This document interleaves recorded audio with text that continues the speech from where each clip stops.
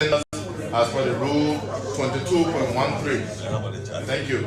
Do I look like someone afraid? The contract was given to Honorable Matthew Joe. Disappointingly, when the people came, the Indian consulate, along with the minister, came to visit the site, they were very disappointed on the way the money was spent. The other people came, they were not interested. The whole project was mismanaged. Let the issues to develop our country should not be tied around politics. It should not be politicized. We want this country to benefit from what is truly deserved from the national cake of this country. But to holistically want to commit this country for a few or a particular group of Nufian, I think that's totally unfair to the vast majority of our people. I would never come here to you today and say to you because I am a sedition, and I think everybody in this country should be sedition, and say because you're not a sedition you do not have the right to survive. No, our messages will define us. We think this country will be fine, greater than what it is.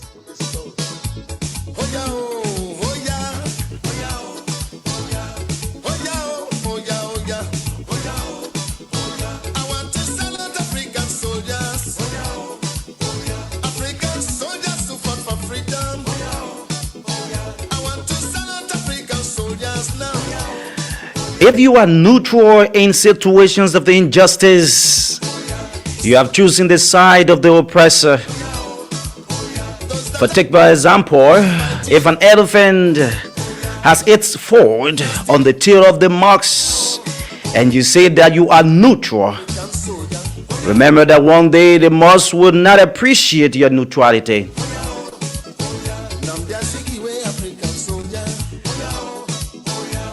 Always believe in yourself and what you do.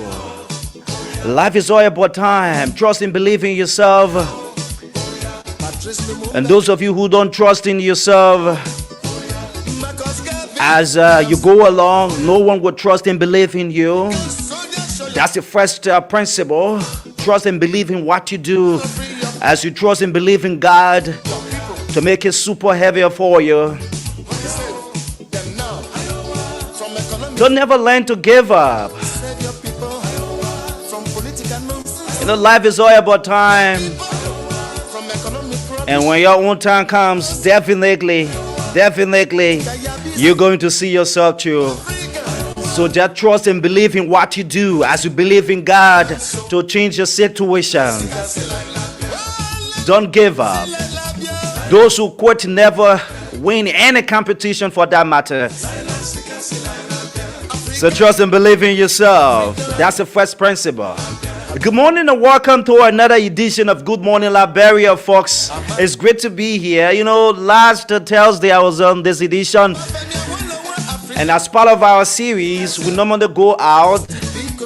You know, I'm part of that team that visit ministries and agencies to know when the government officials go to work. Those who are given the responsibility about the president of the Republic of Liberia, are they living up to the expectation of the Liberian people? So we'll go out there to know what they do. Yes. So sometimes we experience different things in the field, ranging from feedbacks, ranging from non-cooperation. And sometimes some of them are cooperative, and we must appreciate some of the institutions that we have visited so far. Yes, indeed.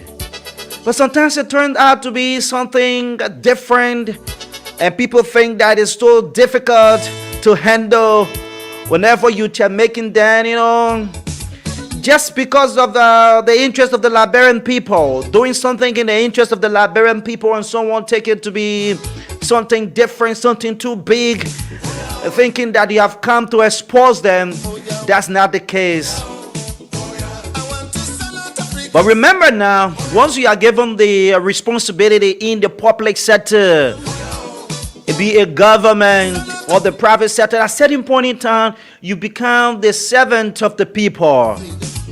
Okay, so you got to live, you know, the way the people want you to live. Sometimes it wouldn't be easy. People will go into your private affairs. You know, sometimes it's not good. But again, you are a public servant.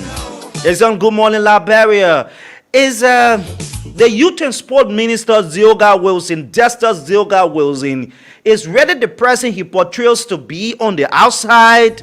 Is he really that type of person? Sometimes he appears to be very nice, very good, the way when he sees, people, he will greet you. Or sometimes when you guys go and watch the county meet, when you sitting around the VIP or around stadium wing, or in the pew where people who can, like many of us who can pay our 150, the 200, the 500 to go and watch the county meet. The way when you see him walking, moving on the field along with the president and other government officials, the way he portrays himself to be, he carries himself to be, is he really that person? We'll definitely look into that this morning. And at 9 o'clock this morning, an expert from the Environmental Protection, that's the Environmental Protection Agency, the EPA, those responsible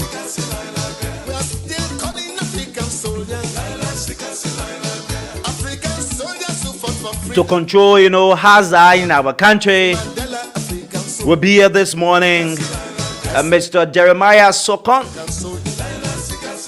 will be our guest this morning on the show. So it's great to be here. My name is April and Parker. It's great to be on this beautiful edition. It's the midweek. Harris, good morning and welcome. Those of you just joining us via the live, would like to say good morning and welcome. Share the live. It is important to be here this morning.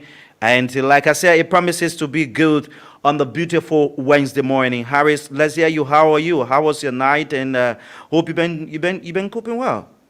Yeah. Okay. Good morning, Parker. Good morning to the folks out there. Good morning. It's great to be here this morning. Like you said, we are doing good. We are doing pretty well. And to be back here again this morning is a midweek edition.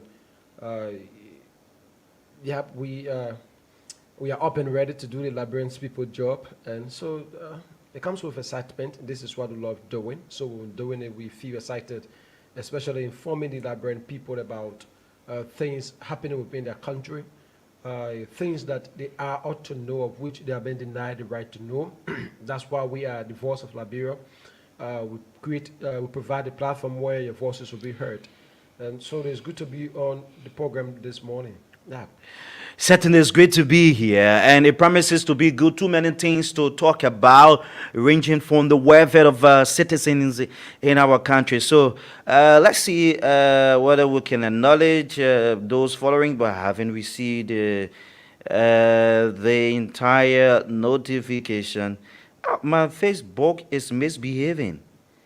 Yeah. Yes. Maybe Mark has sanctioned you. No, Mark has sanctioned me. I tried doing something this morning. And this newest thing on Facebook, the entrepreneurs, those of you on Facebook, there is a system, a component on the Facebook where you can make money. Yeah. The content creators, right? Those of you who can create content, there is this opportunity for you on Facebook that you can actually make money. So I'm finding it difficult, really, really difficult this morning. I tried hitting up on something this morning. But I'm finding it difficult to actually get what I really want. So I want to acknowledge, Harris, can you help me from your end? But it's difficult to even access. Gibson will allow us use his phone. So I'm finding it difficult to, and that's where we appreciate Gibson. We appreciate you allow use your. Okay. From that Honorable George Watkins Jr. says, good morning, VOA. Pleasant good morning to the peace-loving people of Rivers County, the line of supremacy. Okay, thanks for the program, following live on Freeport of Monrovia, the Freeport of Monrovia, and too many people as well. So you can leave your comment. We will definitely acknowledge you watching this morning. But I'm really screening my eyes to get the entire thing this morning. Yeah. I'm really screening my eyes. It is not easy. No, I've already. you just have to. So I'm finding it difficult to even access my Facebook this morning. Yeah, so that's good. That's a beauty. But too many things to talk about this morning, folks. Those of you watching, all you need to do, you just help share the live, invite somebody. Too many things to talk about this morning, reaching for youthful activities in our country. You know, the Ministry of Youth and Sports plays an essential role into, not only sports. They restricted to, if you don't know some of the responsibilities of the Ministry of Youth and Sports, they're there to look after youthful organizations, institutions that are making for young people to realize their full potential. The Ministry of Youth and Sports also work in that direction, that young people are given the opportunity as well. So it is great to be here. We'll definitely look at that. But this issue of the censor, the censor, Legis Harris, it is causing serious problem. And like we continue to say, any problem, anything that begins with confusion, it ends up to be very bad. It ends up to be not like being realistic, not being valuable, and not being treasured, because you start on the footing with dishonesty. And that's exactly what is happening at Legis. And what we're seeing now is not quite different from what we have heard, what we've been saying prior to the stage we are. There is nowhere in a civilized society, fellow Liberians, an institution that is supposed to be taken very seriously into decision-making processes in our country, be playing lip service, be in the midst of corruption, and people think that that particular service or that particular institution, whatsoever thing that will conduct, will be a good one. It undermines the very essence of the census. This census, this housing, population census conduct that we're talking about, since 2008, right? Mm-hmm. It was the last time Liberia conducted her census. That one, it is constitutional that every 10 years, after every 10 years, a country, most especially for Liberia, should conduct a census to know the total number of human beings in that particular country. Like that, you're going to know the number of human beings that have died. You're going to know the total number of human beings that exist in that country. Now, what it does, after 10 years, after a district is created, after 10 years, we expect for the population of the country to increase. So, we'll still live in approximately 5 million. Normally, government officials or even people will tell you approximately 5 million, right? So, it was in 3 years ago, it was 3 million. Approximately 3 million. So now, because we have failed to conduct census in this country, to know the total number of people, we will use approximately at every time, because we fail and we violate the constitution of the country, the organic law of the country.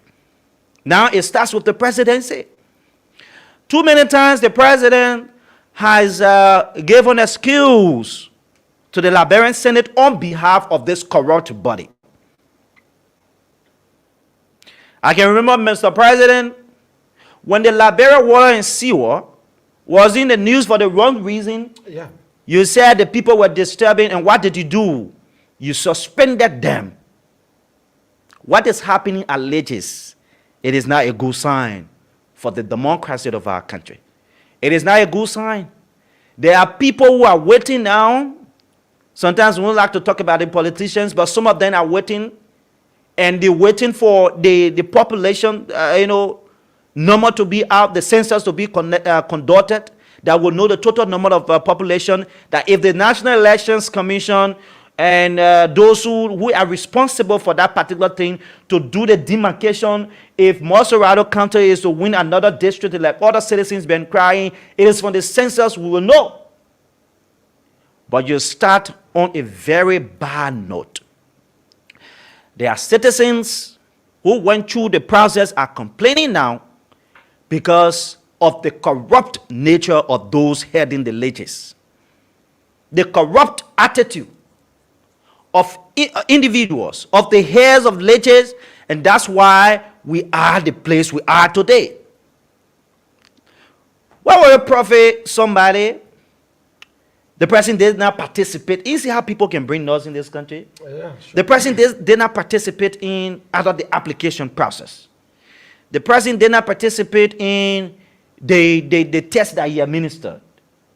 But you allow for the person need to appear on your site saying that the person is qualified to be enumerated. What wrongs to mind? That someone who went through the process, at the end result, by God's grace, he saw his name on that particular list, and after 3 days, his name cannot be seen on the list. What wrongs to mind? And then they're telling us that the very first time this issue came out, when citizens around the country, there was a roadblock in Grand Vassa. On yesterday, citizens or people who participated into that particular test or whose names were on their website as it relates to being qualified for that particular census exercise, their name weren't there. Yesterday, the guys then set ablaze an orchard at the administrative building in Bond County, the county's seat. The guys then set an orchard ablaze because they were aggrieved. And once they aggrieved, you don't blame them because you have corrupt people. Where on earth, Harry, let me make a point, right? Where on earth you said a system. You admitted that people who are heading the system or the latest officials assigned in the various counties were the ones who manipulated the system. Granted. And then other partners came in like the UNFPA, the Liberian Senate, the National Legislature. They had a meeting with you, and then they extended that particular date by 15 days, right? That particular exercise by 15 days, granted. And then you went to do your cleaning up. You clean up according to you. You drop people who you think were in part of the process, but you still leave people who you think manipulated the system to hear that particular aspect. What runs the man? That's been corrupt. That's been corrupt. You are not realistic. If you want to get the people off the system, people who did not apply, like people been saying there were local government officials who decided to participate in the system when they did not even apply for the process, but you decided to give them. There are other officials in this ruling establishment decided to send names, and you decided to clean the process. What more about those who you think that manipulated the system? Why can't you get them off who are considered to be latest officers assigned in the counties that want to conduct the entire test, the attitude test, and that of the training? They were the ones who got the people named there. So get them off the system. And parallel towards that as well. Earlier on, when this whole issue about the influx of individuals calling themselves enumerators, right? They just published a name. Imagine over 30,000 plus human beings, right, were shortlisted. It raises concern, and they just came out in a defensive mood and said most of those that applied, most of those that have been shortlisted were people that did not apply to the system, but the facilitators at these various centers were the ones that added the names to the on the list of shortlisted candidates. Granted, right? So now, like you are saying, why is it that you keep these same individuals there, right, and come out to clean the road? You came out and clean the list, and we still experiencing the same thing we were avoiding back then. I listened to the press statement. I read the press statement from Regis and UNFPA. They set up a special committee to clean the list and come up with the list of shortlisted. List of shortlisted applicants. Based on according to them on special criteria and expertise. So those they were choosing out of everyone I applied were people with criteria and expertise. And part of that course was they said they were taking only those that applied through the application portal. That is, those that send the application through the email, right? Because they set up a system where you download the form, you send the application through that medium. And this is a technology. We are in we are in the age of technology, right? What happens is that once you applied, there's a system that tracks all the total number of applications. That through that system, Legis has failed to tell us how many applications they received through the system. You understand the point? And how many applications that are outside the system that they received. Because if you are blaming the facilitators, the facilitators of adding names to the names, right? Then you should be able to go in your system and see the number of persons you have, the amount of persons that applied to the system, which of course Legis failed to do. They failed to do it. And they came out and said, oh, all of the applications we received, we are doing a vetting process and what have you. Now what is happening? From all across the country, people from one angle to another are protesting. From all around the place, people are protesting. And it's not a good sign. And like the one that happened in Bon County, the protesters said it is an early warning signal of their next actions. Who know what the next action might be? And one of the things, when we see these things happening without anything being done, it's a signal that it has a propensity to scare people away from the process. When the citizens, people will not believe and trust in the process. When the people are not trusting the process, they're going to stay away from it and want to come up with the total number of persons, the total number of people that reside within the borders of Liberia. Currently, as we speak, from all across the country, different size, people are expressing dissenting views towards this whole process. You're just starting with to get people to do the job. They're experiencing this. What more about the job except to be done? What are we going to experience? It will be worse than what we're experiencing. You call people for training, you started training after 2-3 days, you say no, the whole training will be cancelled. And in that release, they said they're going to settle everyone. That's what they said. They're going to take those who will do the job. Because everyone that applied, that sat for the training, should have received, I think, $50 or $60, right? Yeah, everyone. Compensation. So in that release, they said they're going to settle everyone. Fast forward, they're going to come up with the final list of those who they will work with. So the guys from Bon County are saying, if you can choose up, which of course we understand, right? You have already carried on in a conflict of interest, are already taken on the process. So if you can't take on any more, pay all our money. The 2 days, the 3 days we sat for, pay all our money. But you can come up with a listing without addressing our concern. We that apply, we that sat for the training, you didn't take out, you are not addressing our concern at all. And just come out and say, these are the people we work with. And this is where the problem is coming from. It undermines the entire process. And that's where we come from to say, when these things are happening, how many people will believe in the system? How many people will even feel pleased when the enumerators go out there to go, go about doing their work? And then you went to somebody and said, but you're finished stealing all the money. Can you imagine that? How many persons will even cooperate as it relates to getting the total number of people in our country? So you just work out one money, someone there come up with one figure, say Liberia is this, Liberia is this. Because the very system, the very beginning of what you want to do, you corrupt the entire thing. Whole system. So the president is not saying anything about it. The president is not saying anything about it. So maybe he enjoys the comfort of the director at Legis. He enjoys the comfort. And the worst thing about it, from every side of the country, people are complaining. Last time was in Grand Cape Mount. The following day was in Grand Basso. Yesterday was in Bon County. The last time our Sando County correspondent reported on the same issue. everywhere. So the thing is, it's coming from all over the country. It should be something that raises concern to national government. It should be something that raises concern to the president himself to step in this matter. Because remember, the way it works in Monserrato, that's how it works differently in Bomé, in other parts, in rural counties. Now, what happened is that the children you have taken to do this job, you have downside them. When they go back to their parents and say, don't put and say anything, don't allow the people to count you. That's how it works in the rural part of Liberia. The people listen to their children. Now you have created a way where the children are feeling disenchanted. But in the first place, they mess up. The people mess up. Can you imagine? Someone is living in Montserrat. The person is residing in Montserrat. He sent the person in Bon County to go be enumerated as if they don't have no young people in Bon County to be part of that process. The man goes there. He don't understand. That's been wicked. That's been corrupt. He's unable to speak the local dialect of the people. Yes. How will he be able to tell the old man out there what he comes from? Look, the system is very easy. If you are from Todi, make sure to use people who are in Todi. Look, the traditional people or people in the rural parts they believe in people who are living around them.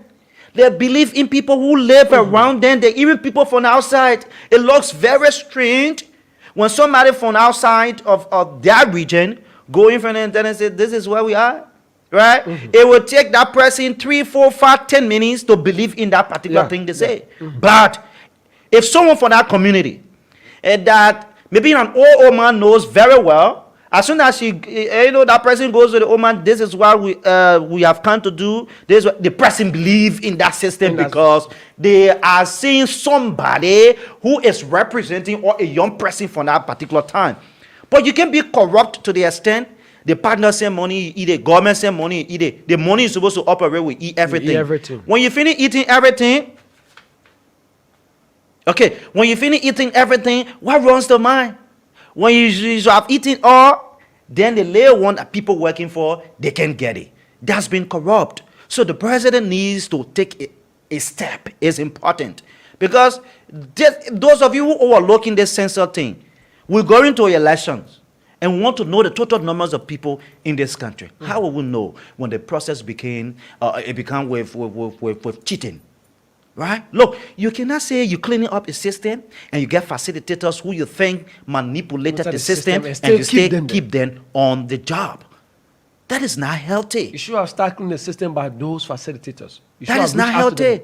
Do your in-house investigation. Them first. Get all of them off because they are not being real. They are undermining the system. But again, it is not strange because Smith himself is corrupt. And that's why those who are corrupt, he always associates himself with those who are corrupt. It's obvious. It's obvious. You lack integrity. You cannot preach integrity to someone. Yeah. That's a fair thing about life. So if you are corrupt, honestly, you feel satisfied. Working with corrupt individuals because the both of you know how to handle your thing, right? Because if you bring a man on board who has integrity, who believes in doing the job of the people, obviously you'll be checkmated. Yeah. Anyone that is corrupt hates to be checkmated.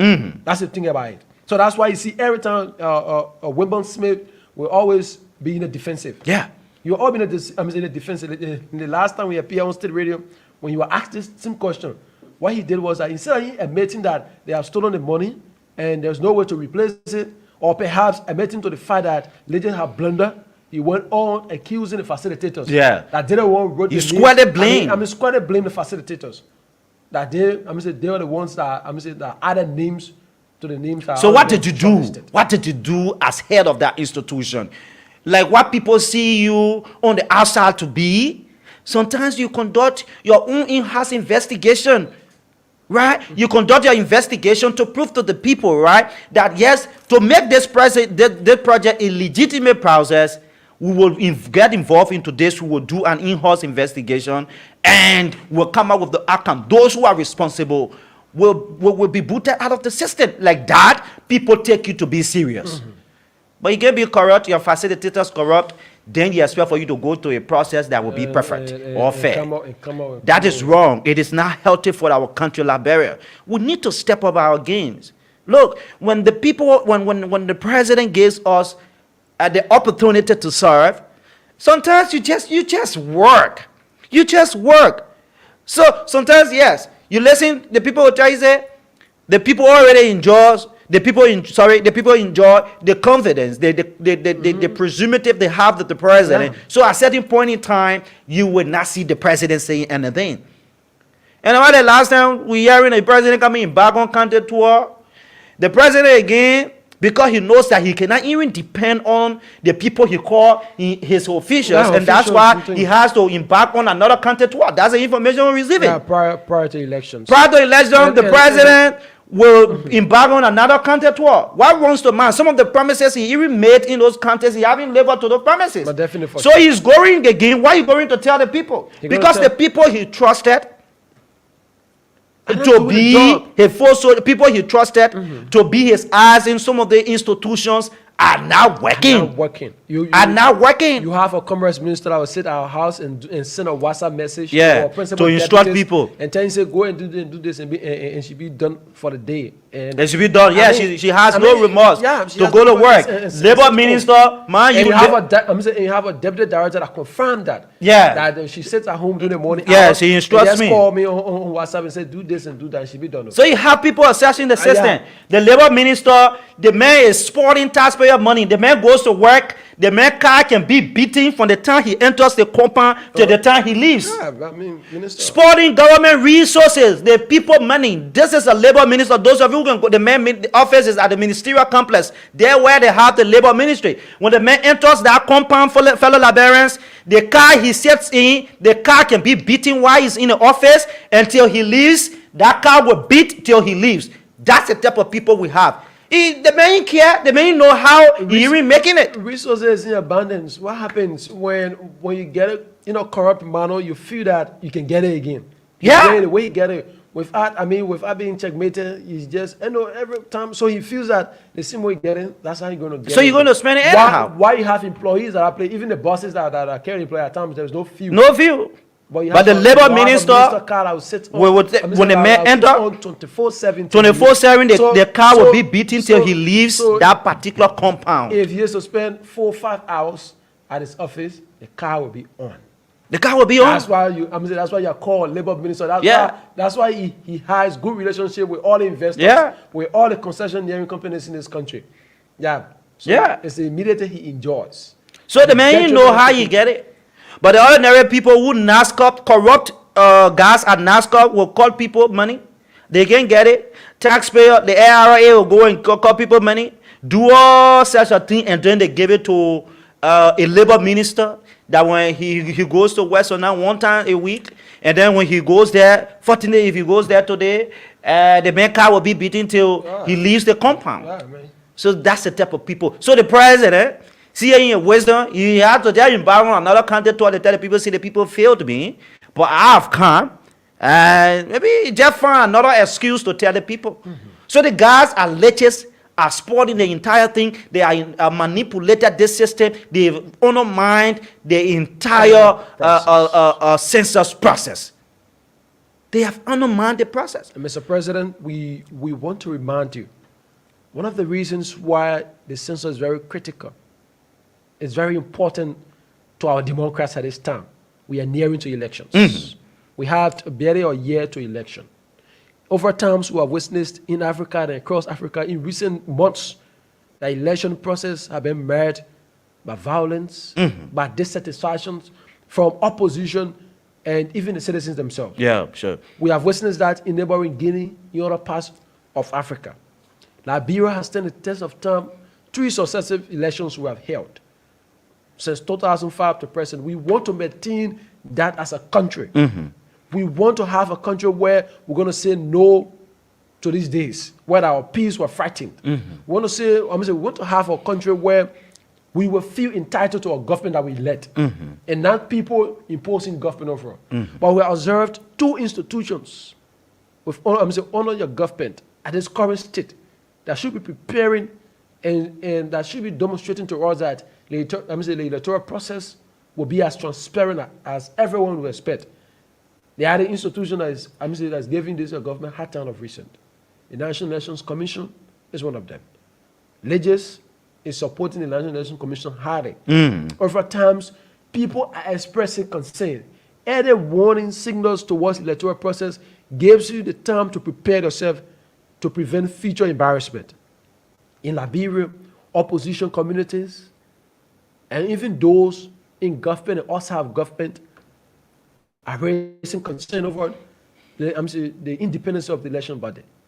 Over times, Liberians' opposition and even the citizens are raising concern of legis towards the conduct of the census. The way the process has been handled up to present, the people are not satisfied.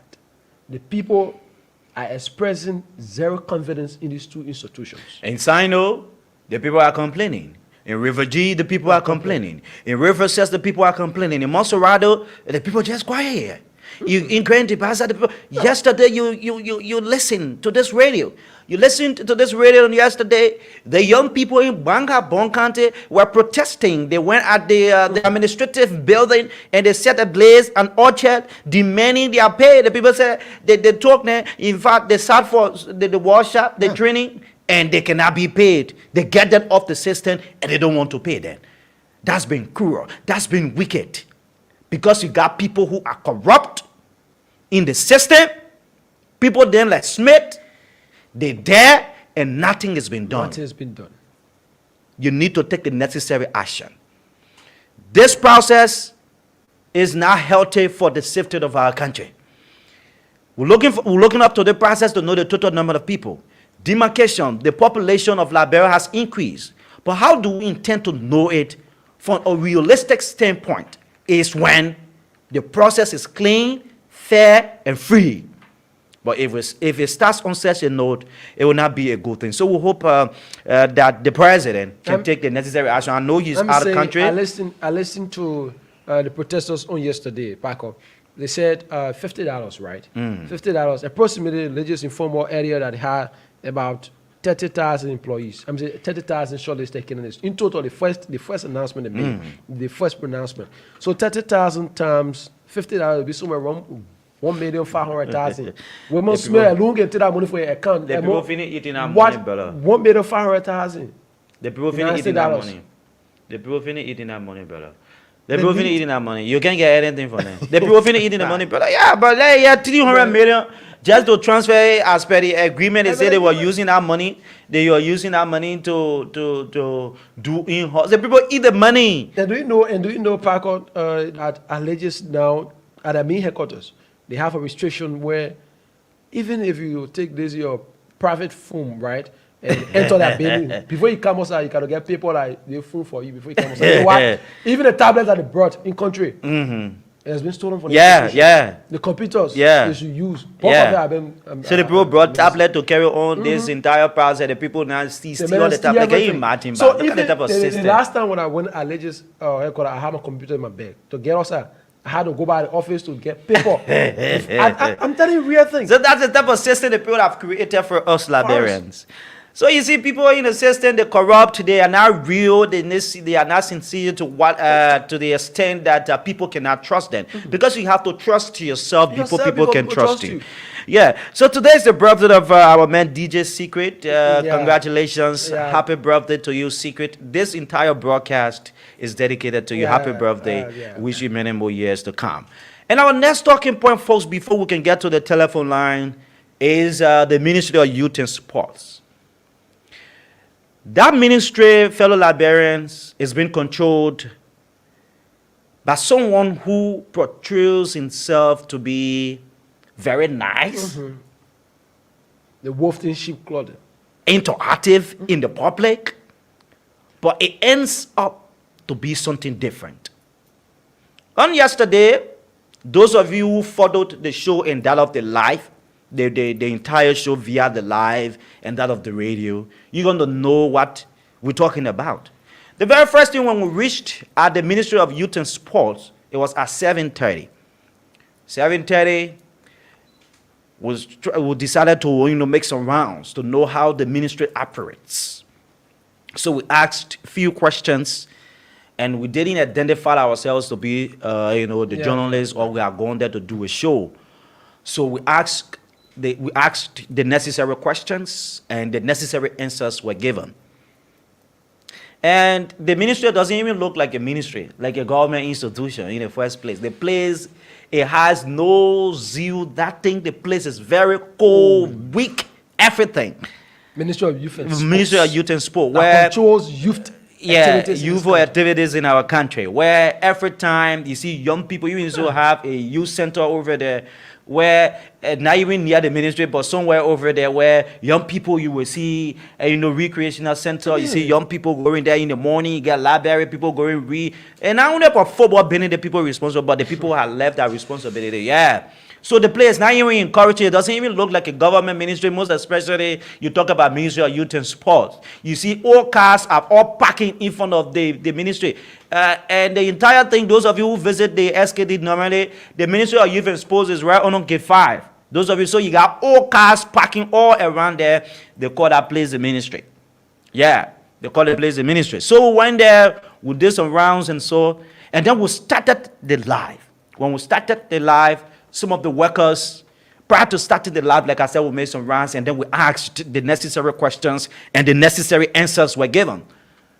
But it was interesting to note, fellow Liberians, that for the past 2 to 3 months, workers in that particular institution, the Ministry of Youth and Sports, haven't taken paid.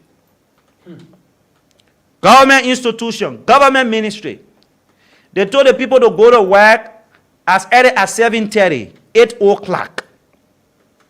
And they told the people, come to work 7:30, 8 o'clock every day. This is a ministry that when you don't go one day, they will deduct the money they're not already paying from you. The minister himself, as to what we gathered, can instruct the HR to deduct the money at the end of the month. This is the minister occupying that particular institution, Minister Zilga Wilson. So when we got there, some of the workers were willing to talk. Some were very afraid. And those of you who follow the life, you know.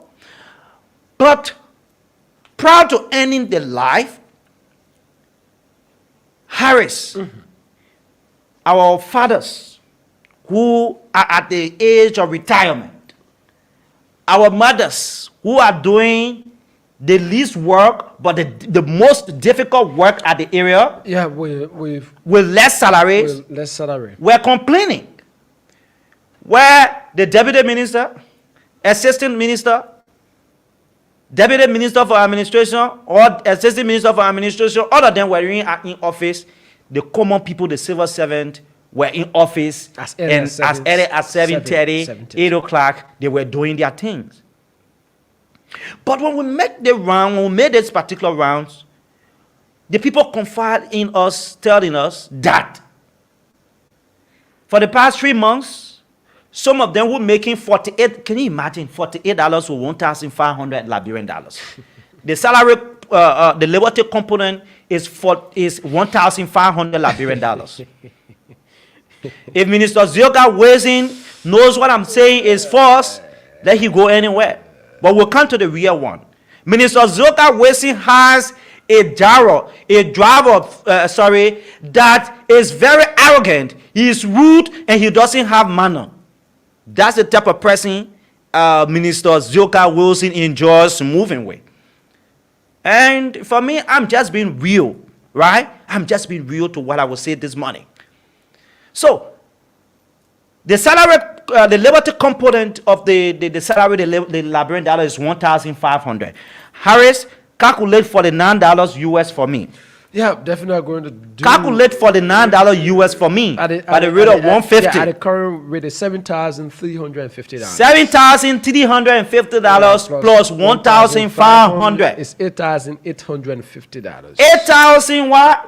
100? 8,000 what? $8,850 at the end of the month is what people who in their 50s, people who you see doing the real job, the difficult job, the security, the janitors and janitress, people who are doing the difficult work, that are money, the people paying them. Yeah, and $8,850 Liberian dollars. And Paco, if you divide money by $500 per day just for transportation, because bulk of the people you talked with yesterday, well, those are from far distances, yes, right? So let's assume on the average it's $500 per transportation per day. The money alone only carry for 17 days. They wouldn't. I mean, out of 31 days, only 17 days. That so take that money, Harris. Only for transportation. For transportation. How will their family survive? How will their family survive? And this is a minister who will not go to office. But when the civil servant makes a day, he instruct the 8th hour to go and take the money from them. deduct the money To from deduct the money. to We have deduct recordings. the 8,000 from them. Yeah, to deduct some of the money from 8,000 LD, 8,000 Liberian data. These are people that make 2,500 US, and they don't even care about the ordinary people. They don't even care about the welfare. They don't even care how the people who work for them are doing. Look, one thing you need to know: people who will clean your offices at the various ministries or other institutions, for that matter, are important. Is when you go to work and that person is not there, and you meet that place not clean, how do you feel? Maybe that person is ill, and you yourself, you can't take upon yourself your time to do it, and you see somebody who has dedicated his whole life doing that particular thing. You give them courtesy, you give them respect, you treat them with respect.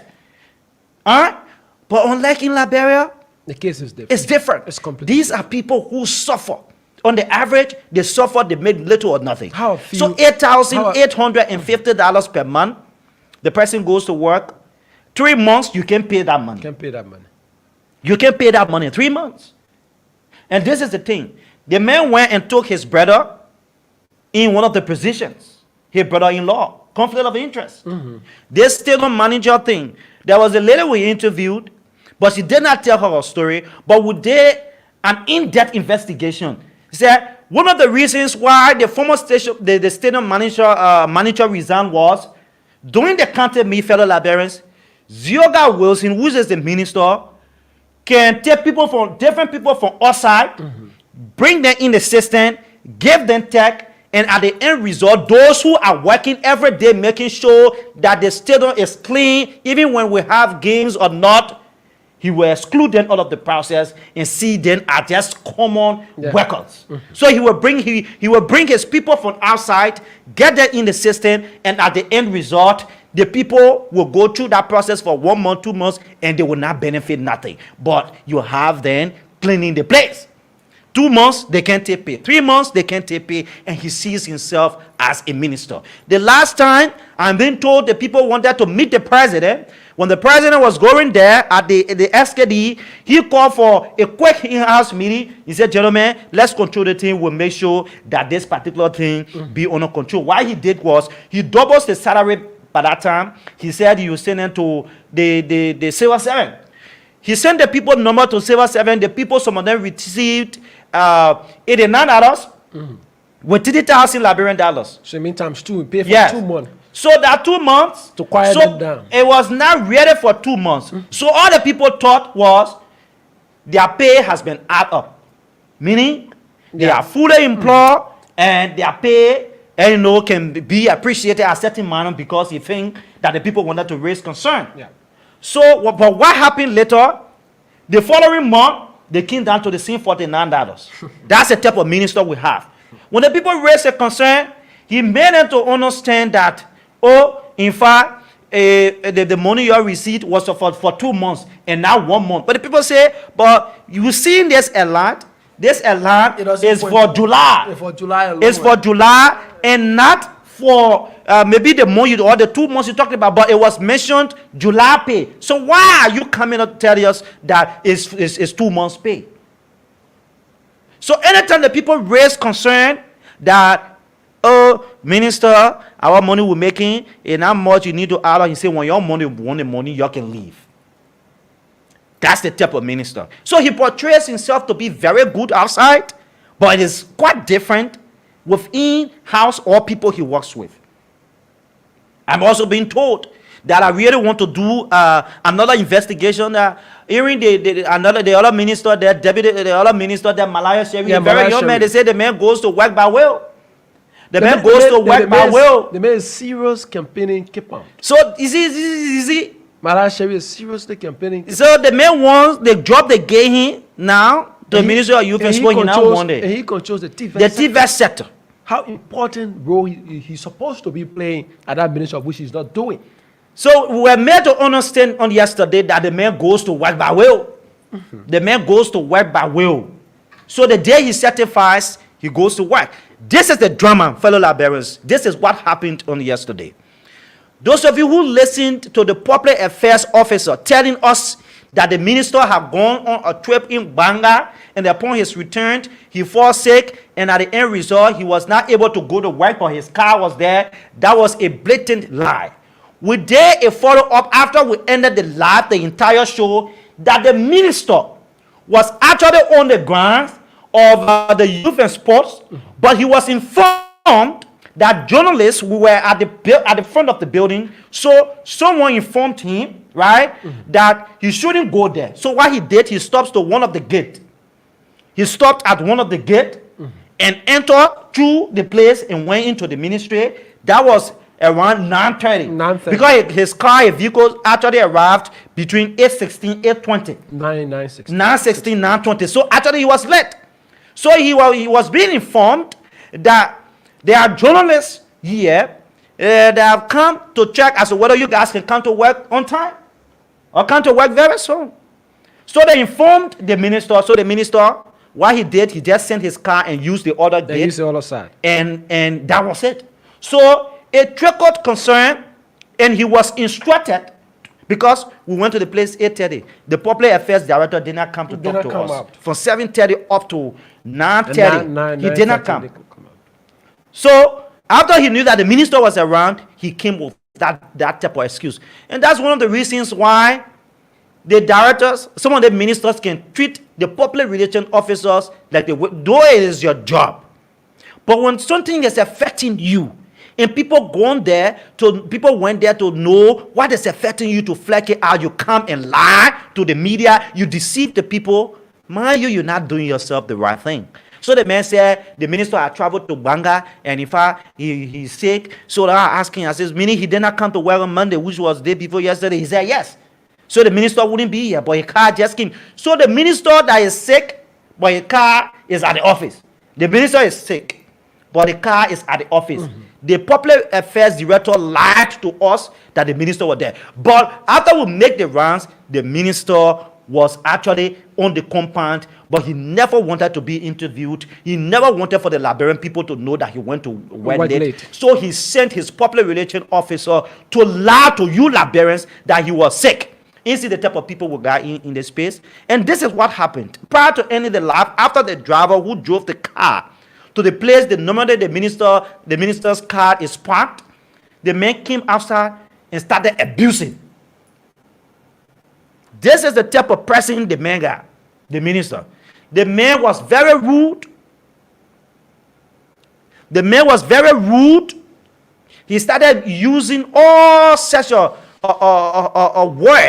that were very encouraging, that we could even play on this particular radio. That we could even play on this radio. It is very discouraging to have a man of such in the system. When Liberians are equal to know what is unfolding at the Ministry of Youth and Sports, then a common driver, a male driver, is there misbehaving. That's the type of system we have. On the instruction of his Zioga Wesley, because Zioga Wesley said lie, he deceived the Liberian people that he said, which of course he was passing through a public affairs officer, telling the Liberian people that he said when he was on the compound. The man, when the people go talk about that money, you know what the man can say? The man can tell them, say, if you want the money, go. In fact, today, don't come back here. And that's how he dismisses people. A minister. And you see how when God bless some people, they can misuse the opportunity. There's a man who was sitting out here in America. He never had anything to do, president. We are brought in the country, they come and bring youth and sport minister. And you know, the president gave him the opportunity to come and just work for the Liberian people. And then they gave him the opportunity to work now. Then he wants to be so bossy. The people who are really keeping you on the job, you are not respecting them. You talk to them anyhow. They say the man, he doesn't have manner. Anytime you raise concern about your welfare as a worker, he will tell you, you go home. If you don't want it, go home. In fact, I ain't got nothing to do. The money you now want, take, you don't want the money to pay you, leave it. Plenty of people want job. The man tell your brother, he put your brother on job, his brother-in-law on job. When your brother-in-law know that the salary will not come, he left the job.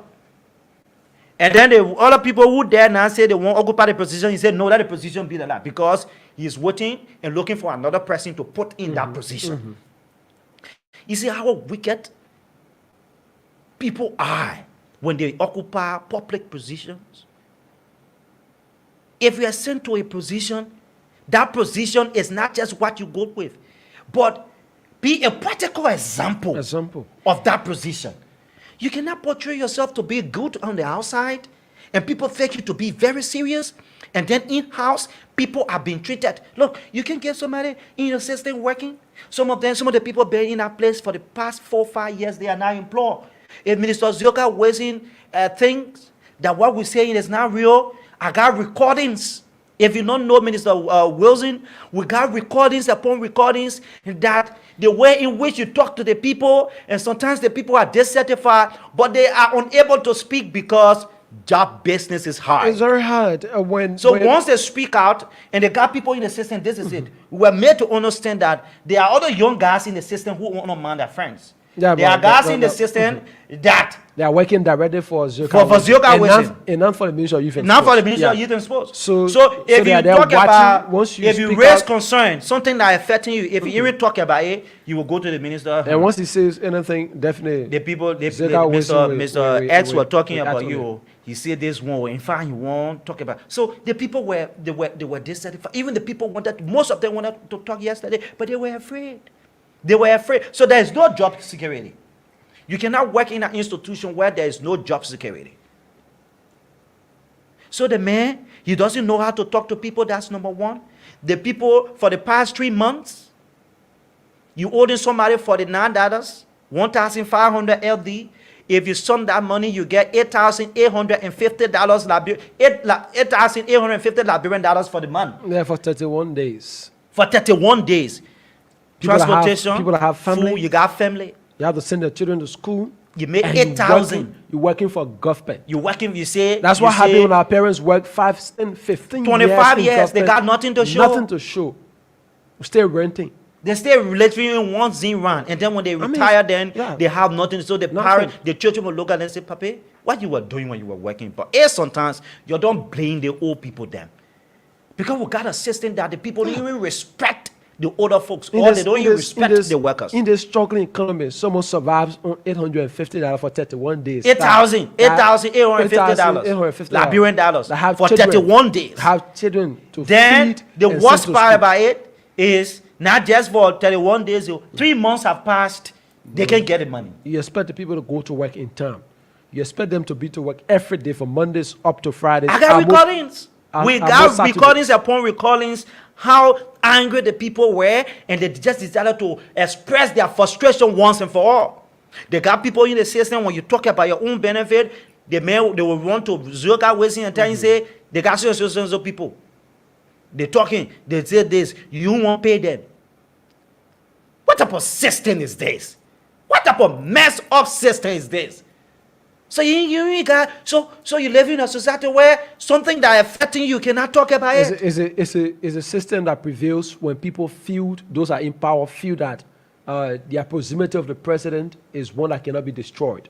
It is a system where people feel entitled that because they're being appointed to the president, it is their right as an individual and not seen as a privilege that the president has given them. They feel that the long-standing relationship that has existed between them and that of the president has caused them to do what they are doing. I got a recording here. That's what happened. We got recordings upon recordings. That's what happened in the country of such. The man is very tossy. The man doesn't respect the ordinary people who work. Look, the man portrays himself to be very, very good outside. If he sees you, he appears very nice, he greets you and things. But the man, it doesn't. Look, just listen to this recording. Just listen to this recording.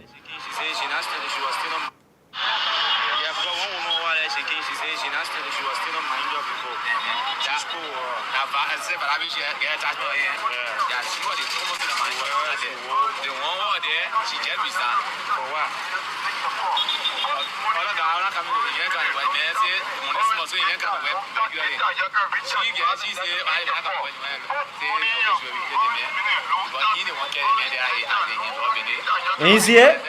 So the man carrying people on the job, people who are his in-laws, go and occupy the position. So the other one that is very damaging, we want to play.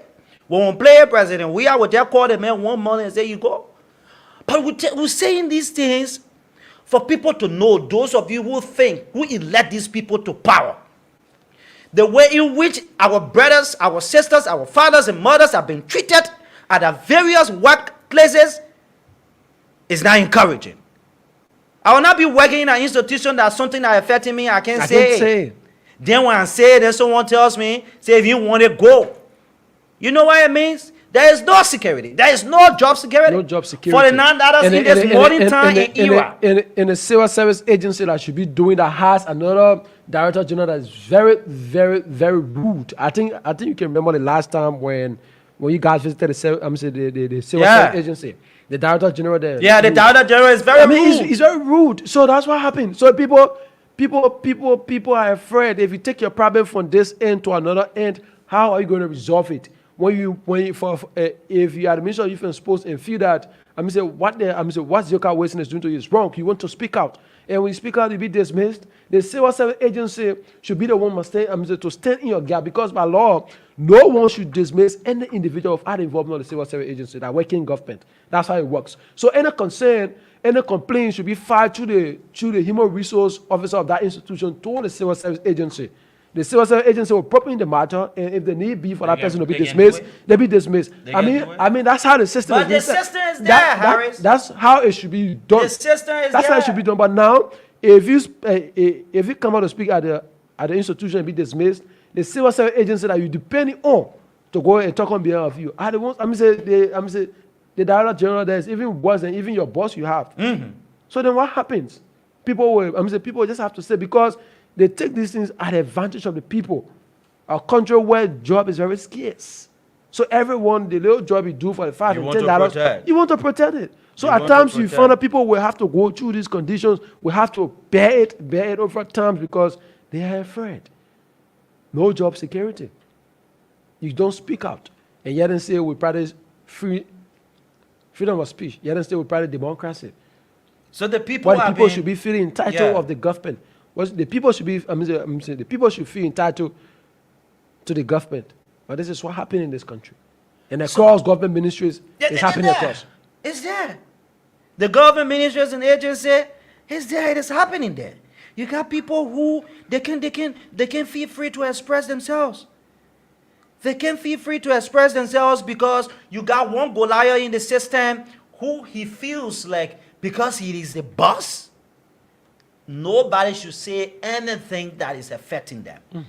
So, Minister Zioka Wilson, you need to change your style of leadership.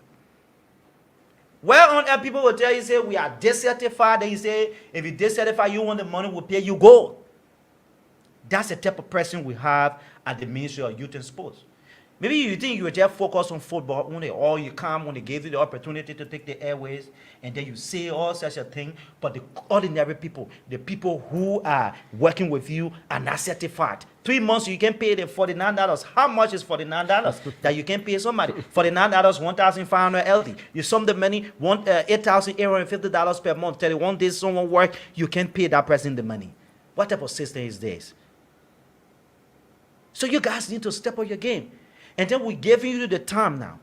5 years, 6 years, 7 years is enough for someone to work with you and you now employ them.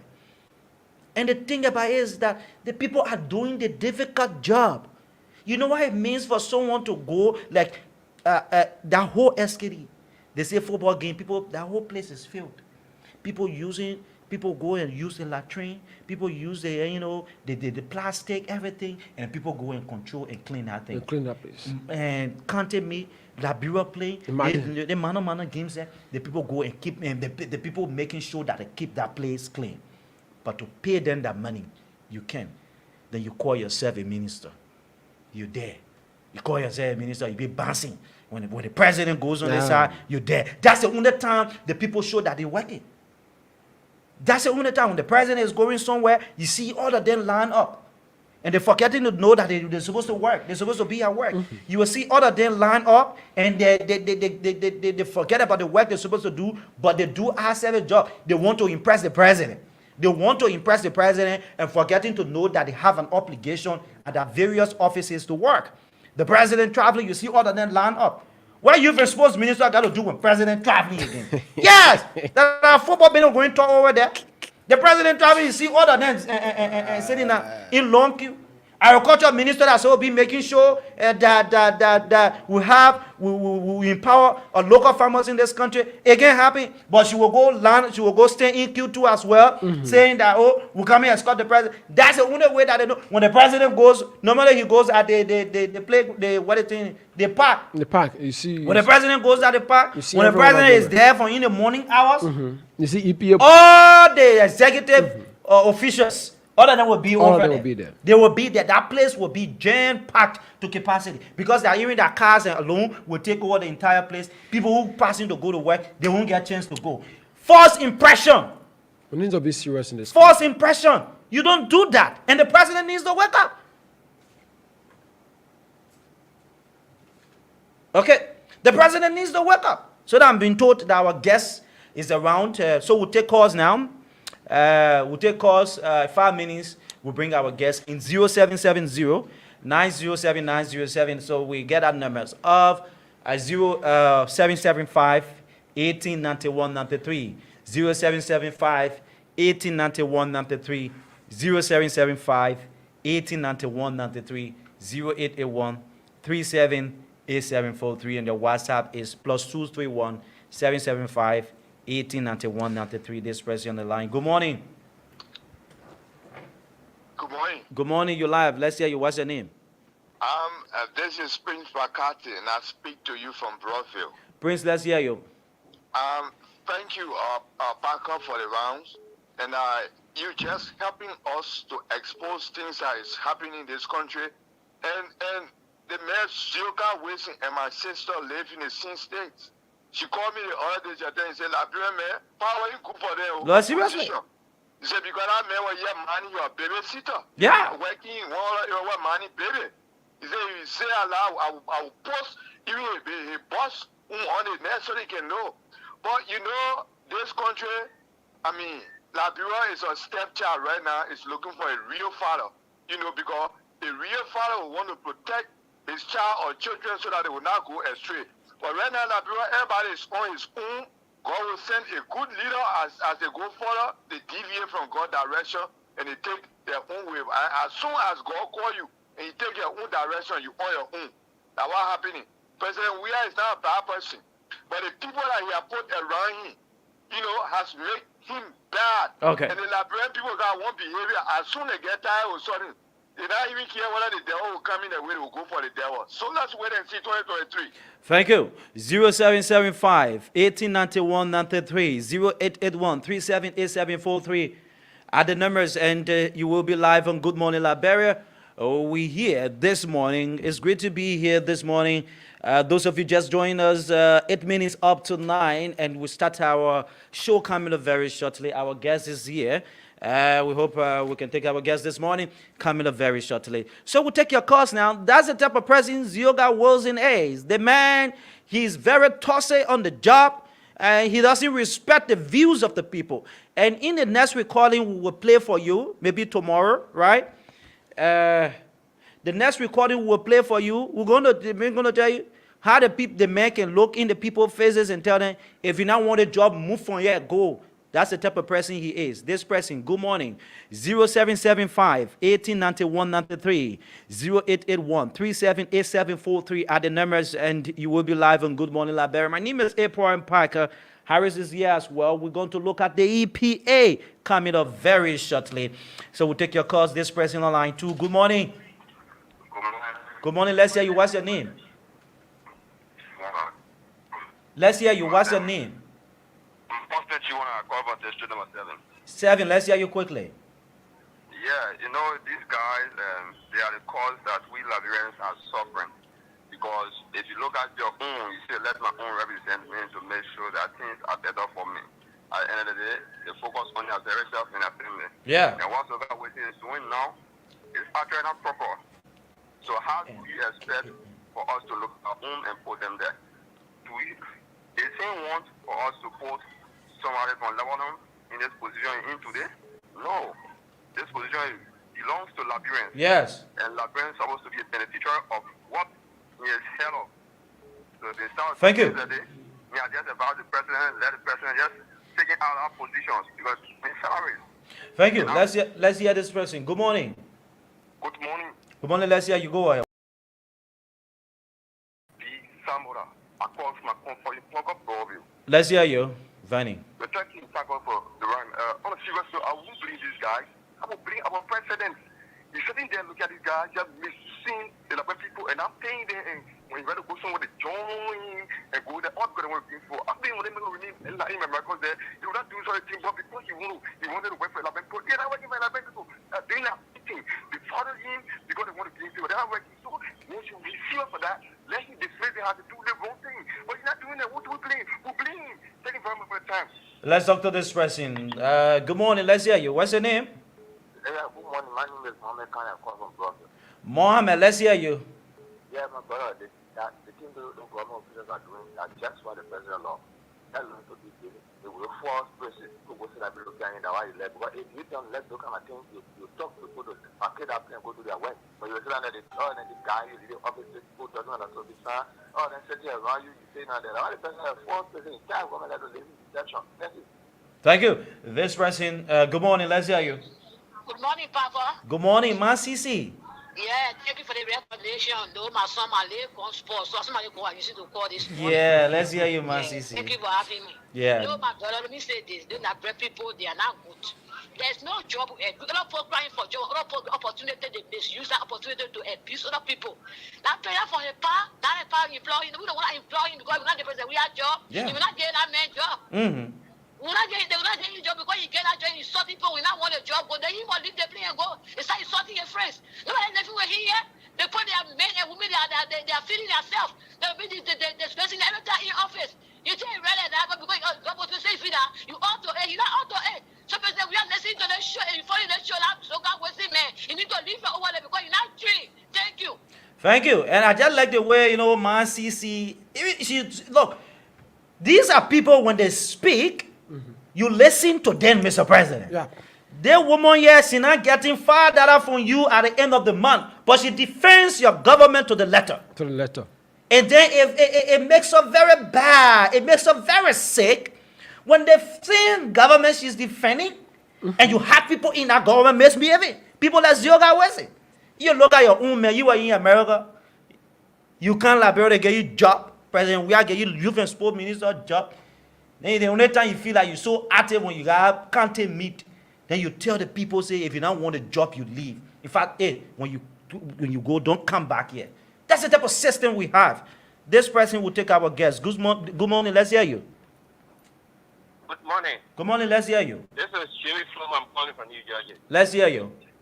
Yeah, the former vice president said once upon a time, I remember, he said when you give boys men job, they will be playing and running. And this is what happened in Liberia.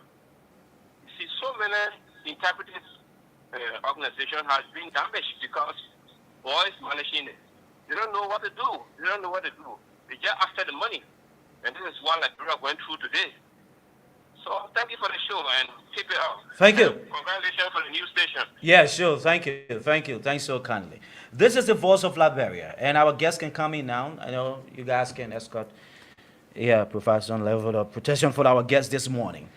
This is Good Morning Liberia. It's somehow. So the system is very bad. The man will tell the people, you don't want a job, go. In fact, he bringing his brother-in-laws then to do the job. Yeah. The man ain't want ordinary people to do the job now, but his brother-in-law then now, they own the job, they're doing the job. Yeah, because the thing is, he feels that ministry belongs to the to him. He feels that ministry belongs to the Wilson family. Yeah. So that's how he feel entitled. For us, we don't want to go into his personal lifestyle. But we don't want to go into a personal, because when we start to go into it, the type of thing the man used to do, and then it will be somehow. But we're telling you, we're reporting to you this morning that in fact the man was on the compound, but he told his public relation officer to lie to us, right? To lie to us that the man was not at work when the man was actually on the compound. Well, the man signed vehicle. The man signed vehicle, the man sick. and we Man. bought that particular thing. The man sick.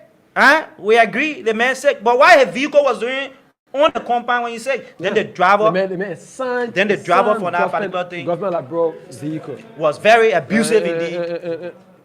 Was very abusive indeed. So that type of system can work in Liberia. There's a civilized society, and we should make sure that those who are working should respect ordinary Liberians, regardless of your position, regardless of what you hold. You need to respect those who work for you. It's on Good Morning Liberia, 104.1 FM. We're here this morning. It is great to be here. Coming up very shortly, we'll take our guest this morning from the EPA. We'll come and talk about some environmental issue, climate change. So we have the boss this morning in studio. We're going to talk more about that. My name is Paul Parker. Harris Willie is here. We'll take a break, Harris. We'll have to go for a very short break. So I think, we hope you will not disturb our live video. So are these people coming to do what is stuff? Live. Live. You stay on. Yeah, so we just have to. You have to do the music. I will take this break quickly. Please get this song from that end. So let's go for the break. Let's go for the break, and then we'll take our guest coming up very shortly this morning.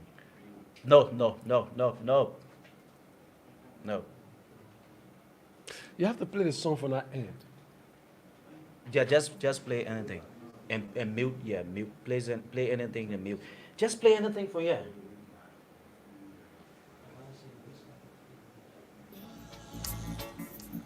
All those bad things I used to do, I do them no more. Thank you, Lord. All those bad people I used to see, I see them no more. All those bad things I used to say, I say them no more. There is a great change since I met Jesus Christ. Hallelujah. There's a great change since I met God. A great change. There's a great change since I met God. There is a great change since I met God.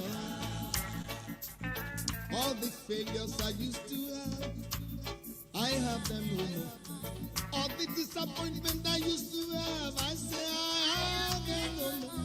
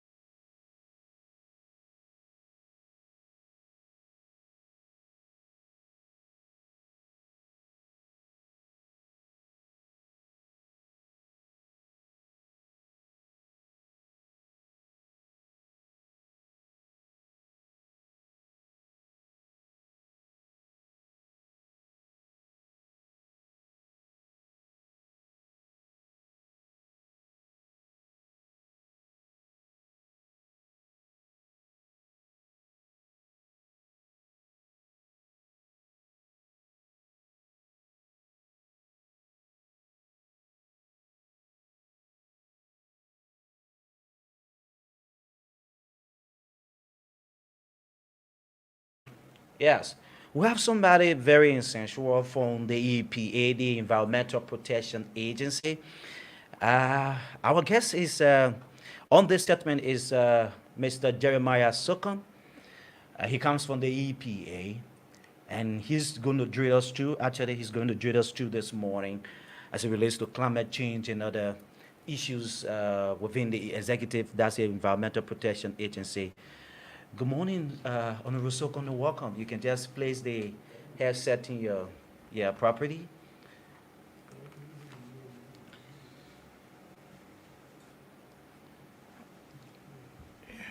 Yeah, so good morning. You can dress closer to the mic. Thank you. It's nice having you. Good morning.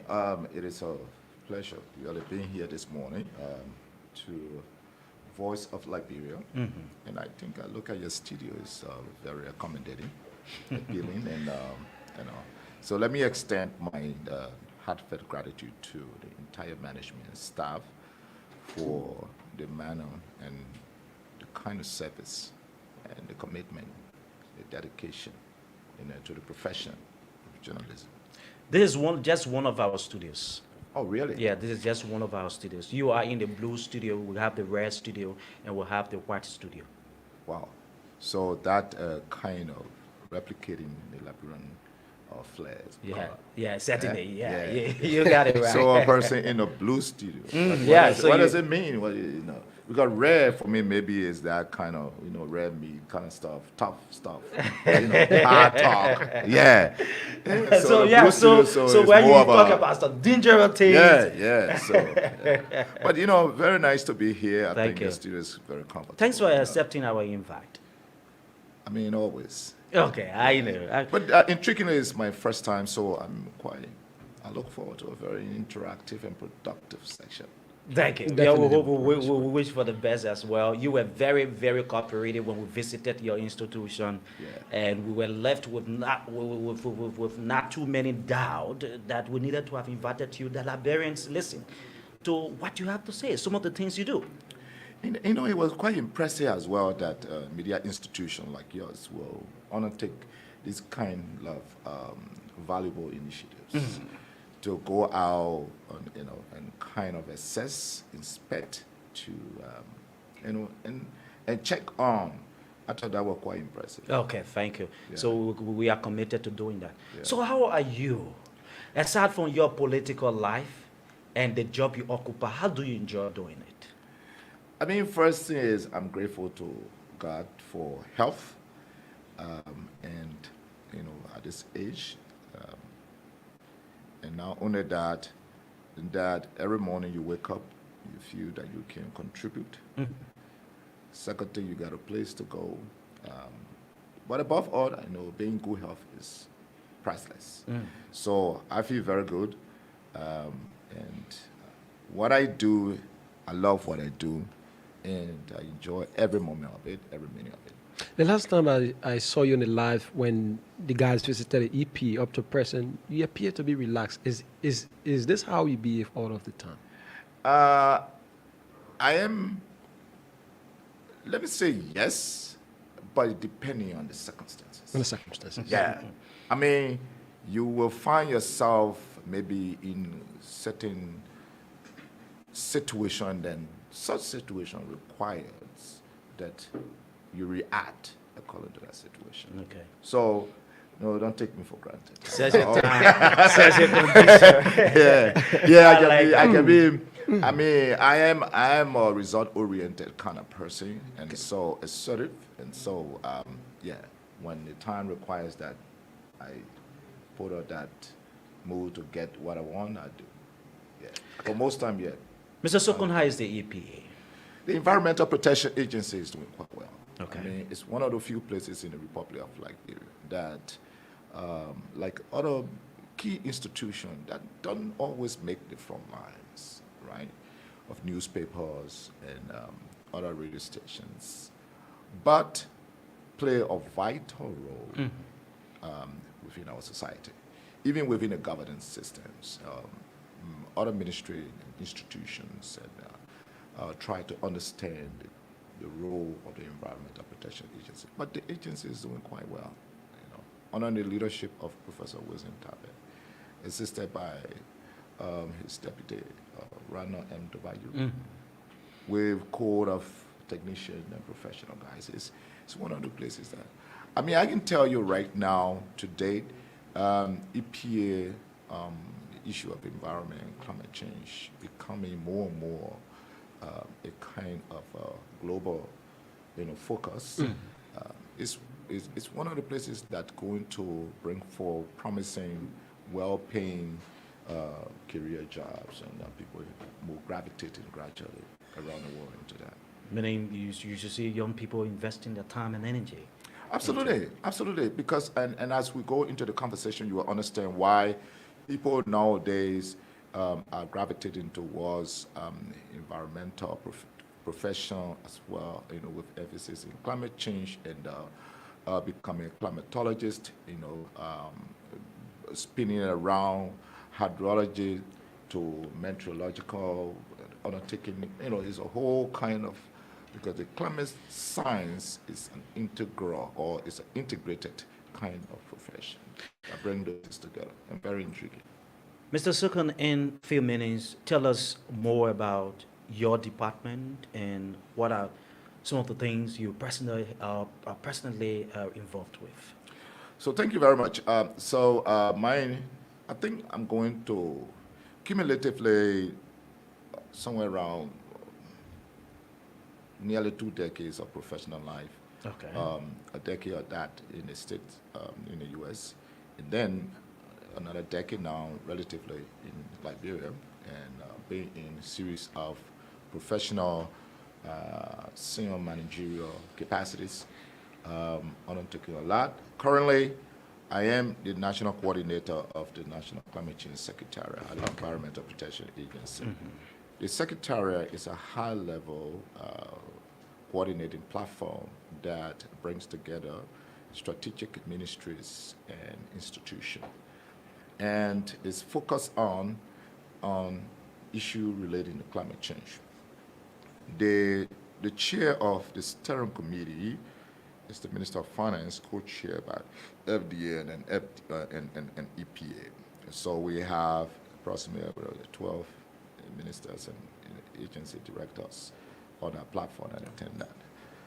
The focus of that body, like I call it, we coordinated just for one word, clearinghouse on climate change related matter. All right. We followed the model clearly within the UN system. In the UN system, you got a United Nations Environment Program Unit, and then you got a United Nations Framework Convention on Climate Change. So we deal with climate change matter. Okay. You will find out there is a fine line, but it's kind of uniquely different when it comes to climate change and environment. Okay. For environment, you will talk about biodiversity, you talk about a different desertification, you talk about, every other thing. So there's a core out there. But climate change emerged just quite recently after the environmental issue, and it become a whole global issue. So I'm focused specifically on climate change, the causes of climate change, what the whole climate science, right? That's what I'm focused on. So I'm not only there to define what climate change is, highlight the indicator of climate change or the vectors of climate change, but we also try hard to find solutions to the impacts of climate change. Okay. And as we go into the conversation, you understand that why climate change and its impact, how it threatens not only national development. There are people listening, they haven't understood when you say climate change. Yeah. They want that type of education, that they can be informed as it relates to this climate change thing. Okay. They want to know. Yeah. Thank you very much. I think for your audience, I've been on several platforms over the years. We've been having series of workshop awareness and different literature. We're coming up with new ones. But on your platform, yes, you're absolutely right. Your audience is the very first time that I'm interacting with them. And so let me take it from a very layman perspective. So climate change is climate, like the world climate you look up. I can tell people, right? Climate, what above you that the weather. So you're talking about the weather, you're talking about, then when you look down the ground, you look at the water and all the kind of things. So climate in this context is the whole atmospheric, the way it's shaped up, right? What happened down there. Basic science will tell you from evaporation, you got condensation, then you have precipitation, all that kind of thing. In other words, look, from basic high school, junior high school science, you say water will go up, right? Then it forms, it changes, then it forms water, then rainfall. Yeah? Okay, those kind of things. So that's what we refer to as climate change. So climate change here is mainly the weather, the way it's behaving. Okay. unstable way. Eh? So in Liberia, for example, we say from November, almost all the way through March, by the time you start to hit April, it start to change. Our normal season, the dry season. So during those days, dry season time, the sun will shine. I come from a rural background, from the remote part of Grand Chile, having to take part in farming activities. So most time between November, December, there's this kind of harvest season. Then from January, February, people start to engage their land or so and do their farming, right? And by March, they tried, because we use a slash and burn method of farming. So the highest peak of sun, the sunny days, right? When the sun is shining, March, that's when they try to burn their farm. So usually it's around March, February, March, like that, early part of April, right? Now, to date, that consistency or predictability rarely seen again. The same thing with rainy season. We say from May, June, July, August, September, October, right? We start to have rain. Okay. Yeah? Now rainy season. But you see during those months nowadays, you see that the sun shine more than the rainfall. Okay. That erratic pattern is caused by something in the atmosphere. Okay. It's influenced and dictated by the configuration, the movement, the shifting within our whole atmospheric, environment. So that is the climate. Not trying to go into the science of climate change. We just wanted you to, because we So- don't have the luxury of time. Exactly. So when you get rain falling, when sun's supposed to shine, and sun shining when rain's supposed to fall, that is what we refer to as the kind of impact of climate change. Does it mean Liberia as a country, like the president has visited other conferences, he has spoken at other conferences, and he has talked about the developed world should be able to assist Africa in terms of fighting climate change. Is not about the policy, and Liberia is of no exception. It doesn't mean, as per what you just explained, Liberia is actually experiencing climate change. The answer is Liberia is experiencing climate change. In climate change, there are two words we always use: adaptation and mitigation. Okay. Now, adaptation means that, look, you're not causing much of this impact, or you're not contributing significantly to the problem, but you are sustaining, the worst part of the impact. The shock on you is profound and deepened than any other countries. So Liberia absolutely is experiencing the impact of climate change. For example, if you go on the coastline, we have about 350 kilometers of miles of coastline, approximately 560 kilometers, right? Our coastline and most of our economy, or the major sources of our economy, our infrastructure, are found on the coastline. Monrovia is an example. You have Monrovia Bell, most of it below sea level, and so. But you got your infrastructure. Let me take Vartown, right? But you see, the sea erosion is induced, the aggression of the sea erosion is influenced by what we call SLR, sea level rise, and sea level rise induced by climate change. So then, right now, the height of the water, from the recent study we have, is anywhere 1 meter high. Okay. So if you ever hit 1.5 meter, you will see that if the body of water, sea body go up to 1.5, you will risk the whole of Clarendon being underwater. Wow. If you see that sea level go even to 2 meters high, you will see the whole Bali Island all the way to Red Light, everything being underwater.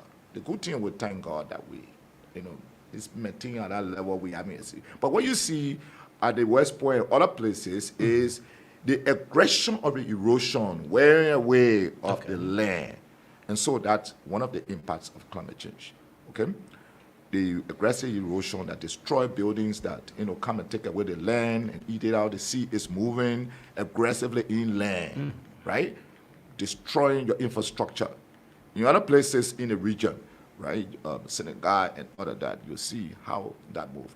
That is one of the key and visible impact of climate change. The other point is agricultural productivity. Okay. Climate change, the agriculture sector is very sensitive to climate change because the crops you plant, right, depend on certain quantity or quantum of water, right? And they got to be balanced so that the nutrients in the soil will not wear away or will be maintained so you have healthier crops. When climate change is causing a whole lot of issue in the agriculture sector in Africa, to the extent there is a studies that right now the temperature degree that we are standing at, we're 1.03 degrees Celsius now. Okay. That the heat you're feeling. If you hit to 1.5, the studies show that Africa will be losing somewhere around $50 billion yearly in agricultural productivity loss, whether post-harvest or unproductive land, right? If you hit 2 degrees, about 2 degrees, you double that amount of money, $100 billion a year loss in just the agriculture sector.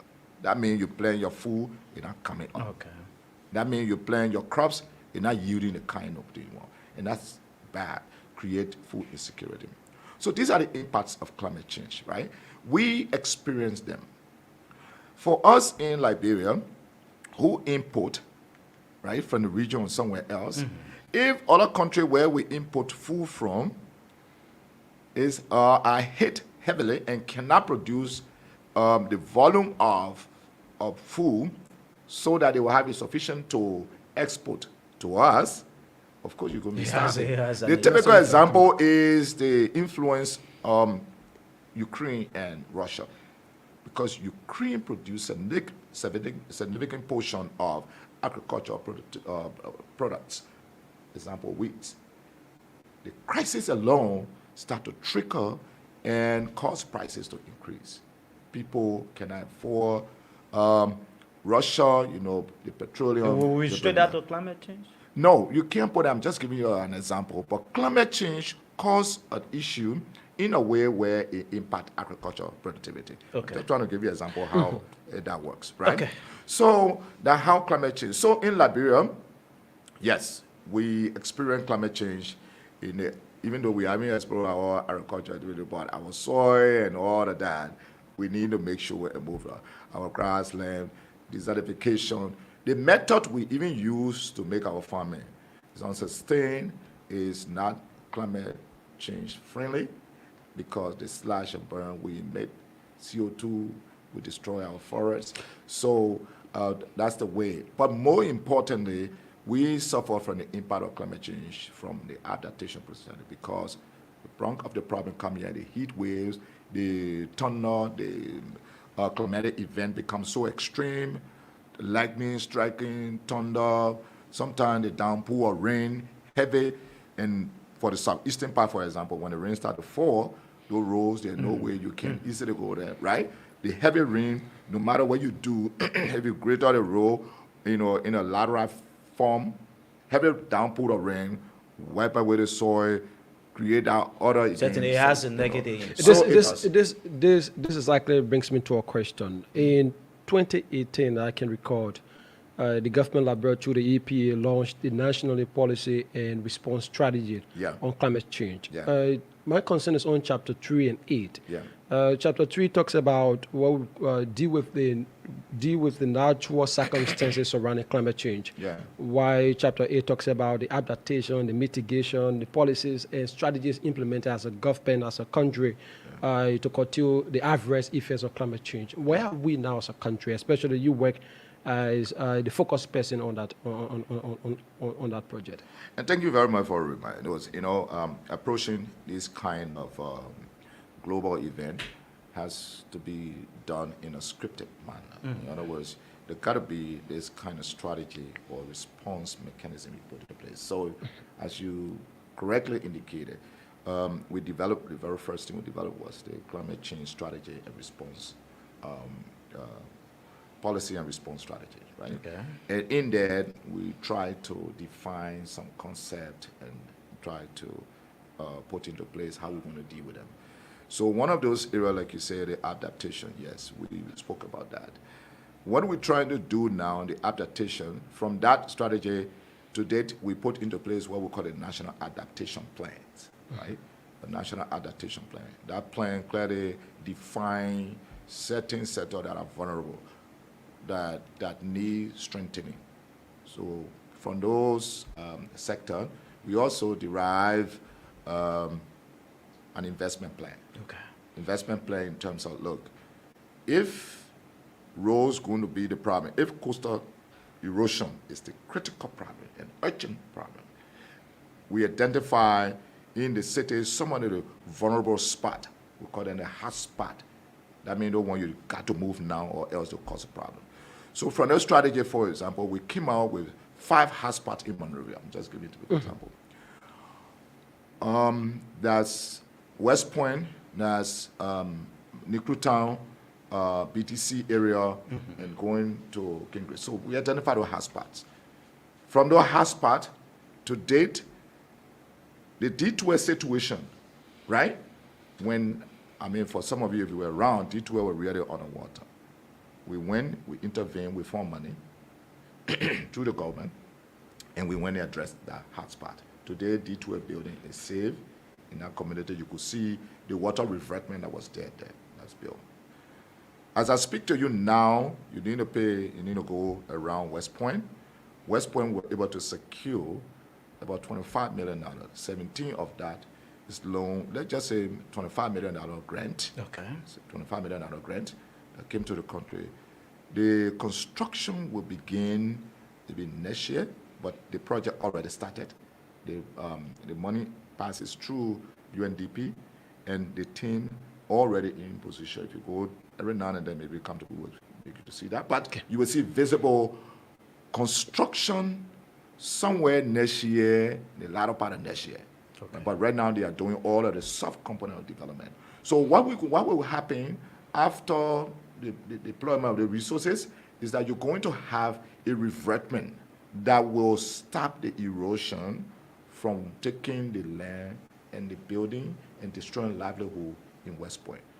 So that's how we're building the resilient. Resilient building is, resilient means that you build your capacity or your ability to withstand shock. Okay. Right? The guy is resilient. Yeah. So that's how we're doing. So we're building the resilience of that community by putting that defense in there now. Mr. Sokon, how has the EPA been linking Article 6 of the United Nations framework document that talks about reducing the impact of climate change, which links directly the involvement of people? What are the concerns of the people? Thank you. The Paris Agreement have key major article or section. One of those key sections in the Paris Agreement is Article 6. Article 6 speaks clearly about market mechanism, which speaks directly about mitigation or emission reduction. Emission reduction and the benefit thereof, right? So in layman term, Article 6 talk about, look, for Liberia, the good news is you got 45% of the Upper Guinea forest. In the world, You have the Amazon forest, you have the Congo Basin, right? Then the Upper Guinea forest. Liberia is within the Upper Guinea forest belt. We have 45% of that forest stock. In other words, we have plenty of forest. Article 6 of the Paris Agreement is good for us in that regard. What you want to do with that, you want to keep your forest stock. We call that a carbon stock, right?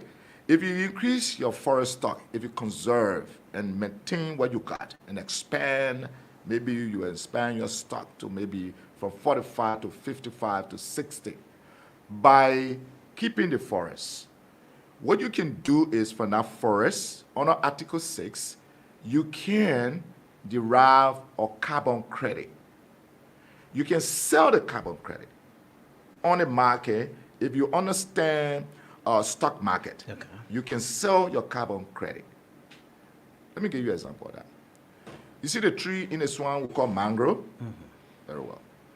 Today, a small mangrove tree, one tree, if you kept the tree for 25 years, that tree alone will give you what we call VCU, is verified carbon units, they call carbon credit. One of that tree over 25 years will give you 1.5 million carbon credit. Today, there's simply a value for one credit on what we call voluntary market, right? The lowest value now, as I speak to you, is anywhere around $30. So multiply $30 by 1.5 million credit. How much you get? In 25 years, that was one of that single tree in the swamp. That's what I can give you. Now, all of that money will not go, but when you multiply that, all of that money that will come, portion of it will go in government cover the national budget. Portion of it will remain within the community because they play what tree here. There are people living around there. So for that tree, the whole thing, you want to make sure that people who live in there, if you live in there, we don't want you to cut the tree down. Okay. So we got to do everything possible that you will protect that tree. That means you understand that that tree is your revenue source as well. That tree helps you because, look, in basic science, you put out what? The tree put out what kind of? When the tree breathe, what it put out? I'm not getting. Eh? You asking? The tree gave you oxygen. Eh? Yeah. Why You taking give, you need gave oxygen carbon to outside. live. Yeah. You then give you out give carbon. the tree carbon outside. The tree absorbs the carbon outside. You see? So the tree and us, we are intricately intertwined and interdependent. You cut more tree down, your breathing space, Yeah. the air you take in becomes stifled, it becomes humid, and it's not safe for you. You see? But when you get more tree, when you're in the forest, fresh air, you need that fresh air because the oxygen it brings out, right? So the more of these grasses and trees and mangrove we keep around and we live around, the better it is for even us as human beings. Okay? The better it is also for the atmosphere because of carbon sink. It takes out a lot of the smoke from in the air, the CO2, it captures it and store it, and takes that and transform that and come to oxygen for us, right? So the benefit here for people who keeping these trees like us, we can go on the market. That's what Article 6 is all about under the Paris Agreement, that we can engage with, for example, Norway, because Norway pollutes a lot. Climate change, the real climate change is caused by 10 countries in the world. 90% of the problem comes from 10 countries, China included. All right? The US and the other industry. So these people and you, they can come to Liberia and say, okay, look, keep your forest, keep your mangrove tree, remember that in front of you. Computer, sign.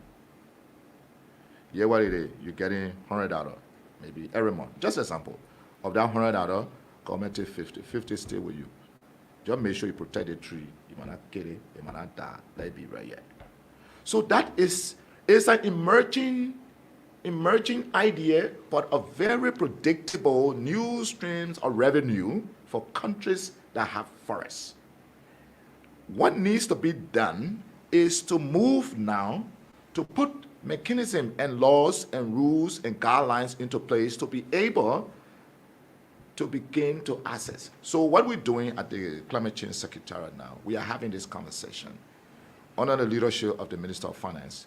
We are exploring already to start to see how to access carbon market, issuance of green bond. Okay. In other words, how do you access and leverage your national assets, which is a forest, while conserving and expanding your stock, but you now try to find practical way to bring money into the country to undertake some of the major challenging development projects. The Climate Change Secretariat across the world has at least 4 key responsibilities. We talk about to reduce the carbon emission. They are there to adapt, to help the country adapt to short-term and long-term effects of climate change. We talk about they promote climate action within the public, and lastly, like you spoke of, to tap on the green growth, the green growth opportunities. I mean, these are the 4 cardinal responsibilities of Climate Change Secretariat. Have you been able to achieve some of these responsibilities in Liberia? So maybe the answer to that is absolutely. Today, like I indicated, first thing is to begin to create that kind of awareness and put a policy framework into place. We are proud to say that in Liberia, we ratified the Paris Agreement. We are part of a lot of convention protocols that are already ratified. We have a strategy that's sure. We have identified through our NAPs. We also put into place what we refer to as our nationally determined contribution, which is a national strategy. And so we have that clearly. As a matter of and costed in, we also clearly have identified for the first time what we refer to as our FRAIL, is the Forest Reference Level. In other words, we have an indicative idea of what is the quantum of our forests. We know how many land cover, that the size of the forest we get in Liberia. We got that. So these are the things you need first. We don't know. The second thing is, visibly, we were able to reach out into the executive and the legislative branch and the Liberia populace as a whole with awareness through either workshops or direct engagement. The president, from President Ellen Johnson Sirleaf to President George Weah, today make as priority these global fora on climate change and their presence and their political statements taken into consideration. For us, that's key, because for you to move forward to mainstream some of these things, mainstream them down to ministry policy level strategy, and to get everybody buy-in, there got to be this leadership. And we are seeing clearly that clear leadership from the top. Okay. The president went to Glasgow. His presence was visible. Statement were welcoming. And it was, in fact, used as one of those cliches that, people spin around within the climate change circle. He's going to the next COP again in Egypt. So his presence and his will, understanding and support for climate change activities in country is now getting to the level that we wanted. Okay? So very soon, we will start to move, and we'll find a way into national budget in terms of projects or scaling up of projects that attract donor funding, maintaining them and expanding them. So we look forward to that. So yes, on the green growth, I just told you, what we did is we, on the adaptation part, to date, through climate change activities over the last 7-10 years, I've been working with this. We brought in cumulatively over $100 million for different projects, not necessarily coming to the EPA. I can give you an example. Ministry of Mines handle all the coastal defense project from Buchanan, and even Nicrutown, the D12 project, and in fact, the West Point project we're doing here. In the agriculture, we brought some money for adaptation, building climate resilience in the agriculture, in the cash crop or tree crops area. So yes, we continue to pursue. Now we are moving into climate finance at scale, which will now fund the green growth parties. So Different CSOs across the country are working, helping to raise awareness on the effects of climate change. I can record the last time when you launched the nationally determined contribution. I listened to the National Civil Society Council President, Loretta Popkai, when she called on the EPA not to exclude civil society organizations within our plan if the government were achieved. Can you tell us so far, as per your office, the Climate Change Secretary, how are you working with civil society organizations to ensure that some of what you spoke of can trickle down to the people? May I report to you that the National Climate Change Steering Committee, chaired by the Minister of Finance, with about 16 members with our development partner, the head of the CSO is an integral part of that overarching coordinating body. That's how involved the civil society is from the top.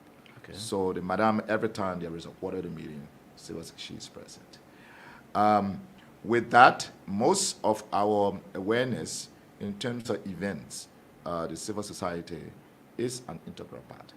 Also, the development of whatever literature, whether it's a funding proposal to go look for money for the development of or funding of a project, right? The civil society form part of that technical working group in terms of selecting what project to write on and for. They make it clear, and all of us make a compelling case or compare notes in terms of whether it's appropriate, is relevant, and so and totally inclusive. Yes, so that's how we work. And what we also do on some project with development partners, we ensure that some activities or components of funding proposal, right, is directly implemented by civil society. Now, you have the civil society organizations, the council, but you also have NGOs and civil society which are specialized in a thematic area. In the agriculture, you will have people who are civil society. In climate change, you have them. And then when you go to mining, you have different organizations, civil society, different. In human rights, you have. So the guy in human rights, but across that, from one sector to another, we ensure that the civil society gets some funding in terms of become the mouthpiece because we can't be everywhere. So they funded through these activities. Yeah, so we have 90 minutes to go. We were thinking that we would have exhausted the 1 hour because we have a lot on our plate. Maybe we have an extension of this conversation. That's fine. It's that 90 minutes. But like Macaulay rightly talked about the NDC. If that conference has been held in Liberia, thinking to be successful 8 years, what do Liberia stand to benefit? The NDC is a document, it's a roadmap document. So you talk about the whole climate change thing, then you go in the NDC and say, look, here the way climate change impacted me. Here's some of the things I need to address for the climate change impact to be less. Okay. Right? Then you say, I identify the thing, here what it's going to cost me to do these things. I don't have the money, I'm looking for the money.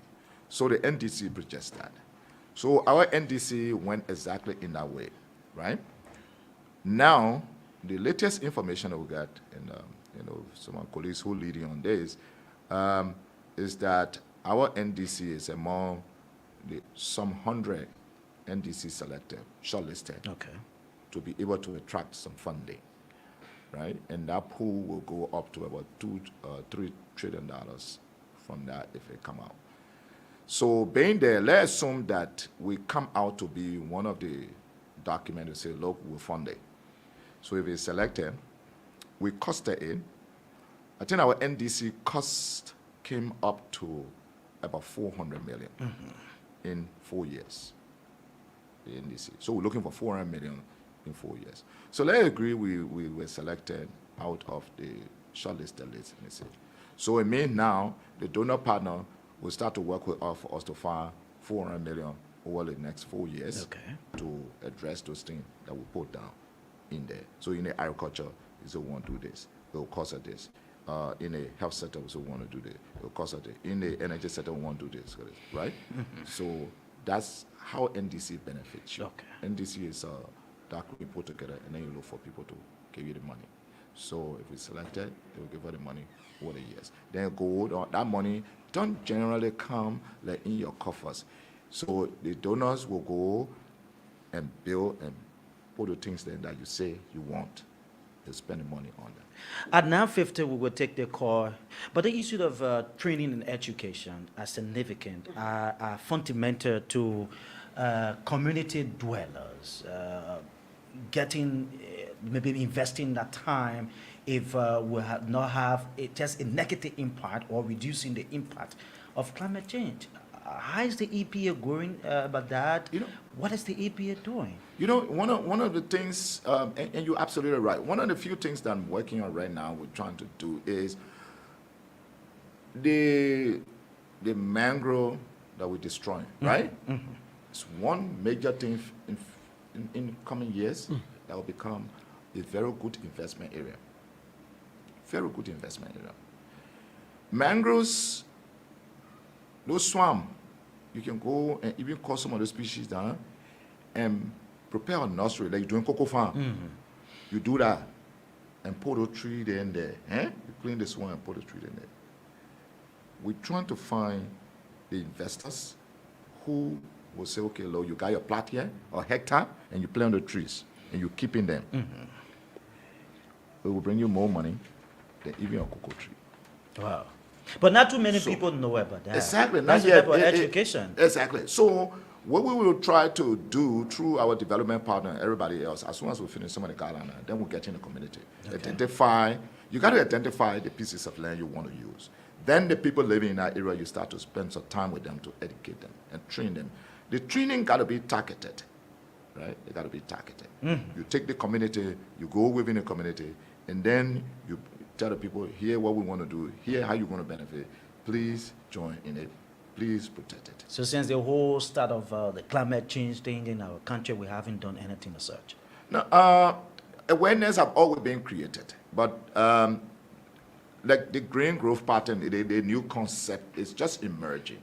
But we have been in the agriculture sector. Agriculture in a rural area. So almost like I think before I came, my guys have more than 1 week alone. They have more than 3, 4, 5 workshops in the agriculture belt, Banka, Ganta, let's say Nima, Bon County, Lofa, all that belt. And some of these programs also go through how you call them, our development partner. So awareness is being created extensively. Awareness also is created in the coastal belt with, hey, here how you need to live in the coastal belt. Don't cut this mangrove. Do this. Here how you protect yourself against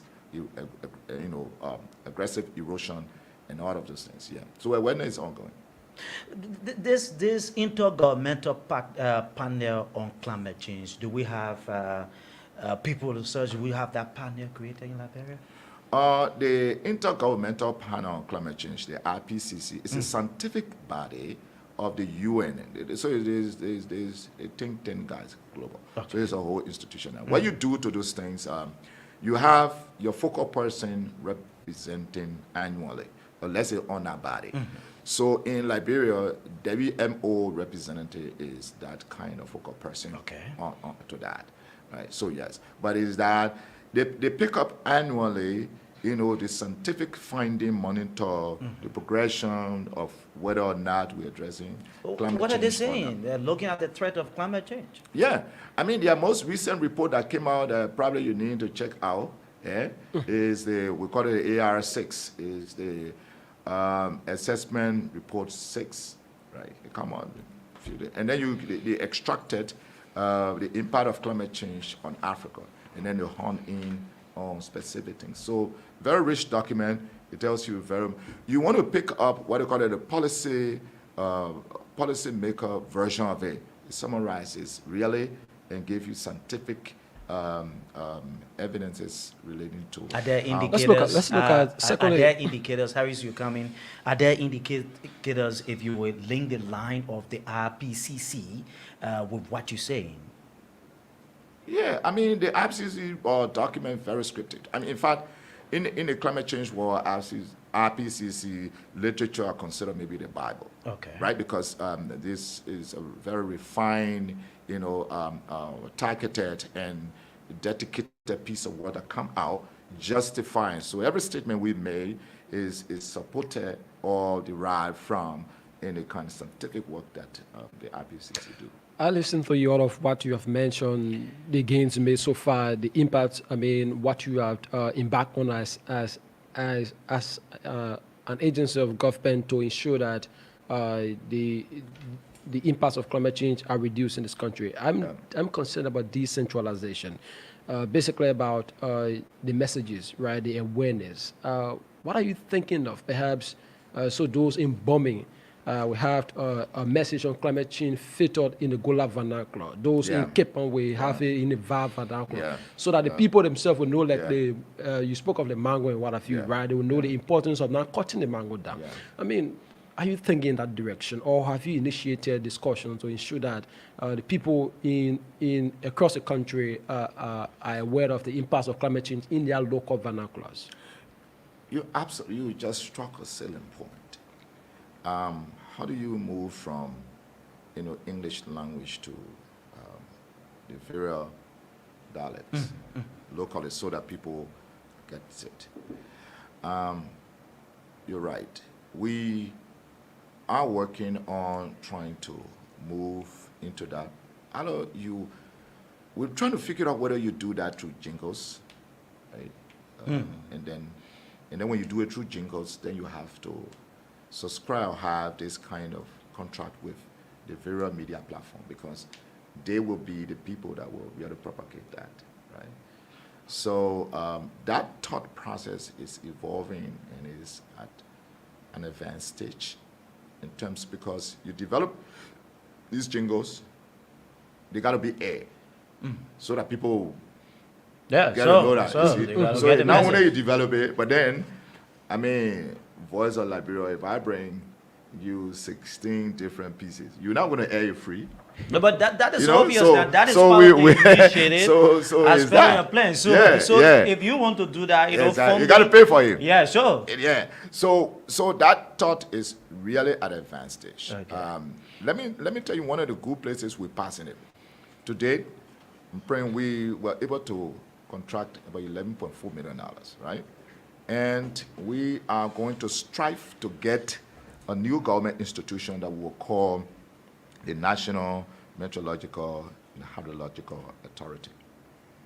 What we're bringing in through that is we're bringing radar to the airport for the first time. Okay, you talked about that. Yes. Okay, last time And we're going to build, so we're bringing in the meteorological weather forecasting live, like you will see in developing world. Again, we are going to take all the radio stations. So the project, hopefully, kicks off by December latest. We finalize This all of year. the work. This year. Yeah. Yes. We will finalize. We're in the final stages. So it is on that all the radio stations will be first line of people we're going to commit to. Okay. We'll commit. We'll have the contract and determine certain amount of money. Really, that will go to them monthly. Either will come and see your studio and say, okay, look, what kind of TV screen? Wow. So that you're not reporting in abstract. We'll see how the visual, the television component of your thing strengthening, right? That. With the GSM company also, on the project, we're thinking that we can either come and derive. So that would be from the journalists and us. Derive how the people who can read and write. Do you want to send symbol? Rain will fall today, then on either through their text or their phone, because almost the old man and everybody. We got to go to the I think So that's all I it's brought like- in that contract as well. I mean, I know, right? So is that what we're trying to do to get the climate It's, change? it's a whole thing that we Yeah. will have another conversation on, but there are think lots so. on the plate Yeah. that we need to talk about. But folks, those of you just joined us, we have Mr. Jeremiah Sokon. He is the coordinator, National Climate Change Secretariat. He's for the EPA, as a matter of fact. He's here educating Liberians on the issue of climate change. So we'll take your calls now. 0775 1891 93. 0775 1891 93. 7 minutes to go on the show. 0881 378743. And you will be live on Good Morning Liberia. We have Mr. Sokon here from the EPA, and he has said a lot, some good things about the climate change, the impact of climate change in our country. So we'll take your calls now. We've got 6 minutes to go. 0775 1891 93. 0775 1891 93. 0881 378743 are the numbers, and you will be live as we are with your call. Mr. Sokon, the last time you talked about moving from maybe university, but I think we have this call on the line. Good morning. Good morning. 30 seconds. Yeah, I'm okay. 30 seconds. What's your name? I'm Orita for the ECOWAS Civil Society Movement of Liberia. Let's hear you quickly. Hi to Jeremiah in there. We Hi. just did the NGC carbon credit and financing quite recently with the EPA. But some observations, the Secretariat and your EPA, we usually pay 100 years ago to $200. Don't you think it would be manipulating the whole Environmental Protection Agency as CSO to create awareness in the sector? Thank you. That's a question there. I think you got a question, right? 0775 1891 93. 0881378743 are the numbers, and you will be live. You call. We got 5 minutes to go. Yeah, we got to go for our news. It's coming up 10 o'clock, and so Mr. Sokon will answer that. I think you got a question very well. Yeah, thank you. I think I kind of tried to get it, but my understanding is that she's asking two things. One is, are she paying the CSO or the organization paying $100 and then went to $200? Yeah, she was speaking on the sectoral clearance. Okay. From the institution. She said it used to be 100, but now it's yeah, gone yeah, to $200. I think I do not have answer to that. I will ask the colleagues who are directly responsible, who departments in charge of that. But I think that question, I don't know what may have led to that. But one thing that I do know is that there is a literature that we recently revised that has to do with fee structure with different clearances and all of that. So maybe moving from 100 to whatever figure that she has, she's talking about, could have been influenced by that literature. But again, I think she can stop by and maybe find me and let me figure it out, but I do not have an answer to that.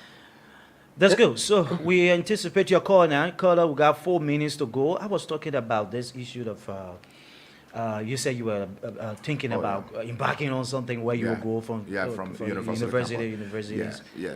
What Absolutely. basically you want to do? What I'm trying to say is it comes back to this initiative to create, for lack of better description, an institution that will be a research institution. Okay. Right? In climate science institution, research institution.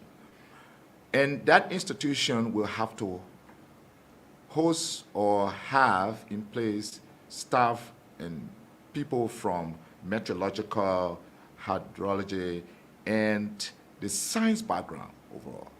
So my thing is that since we are about to begin this, it will be good for me to go to the Department of Science at the University of Liberia and other universities that have science students start to spot.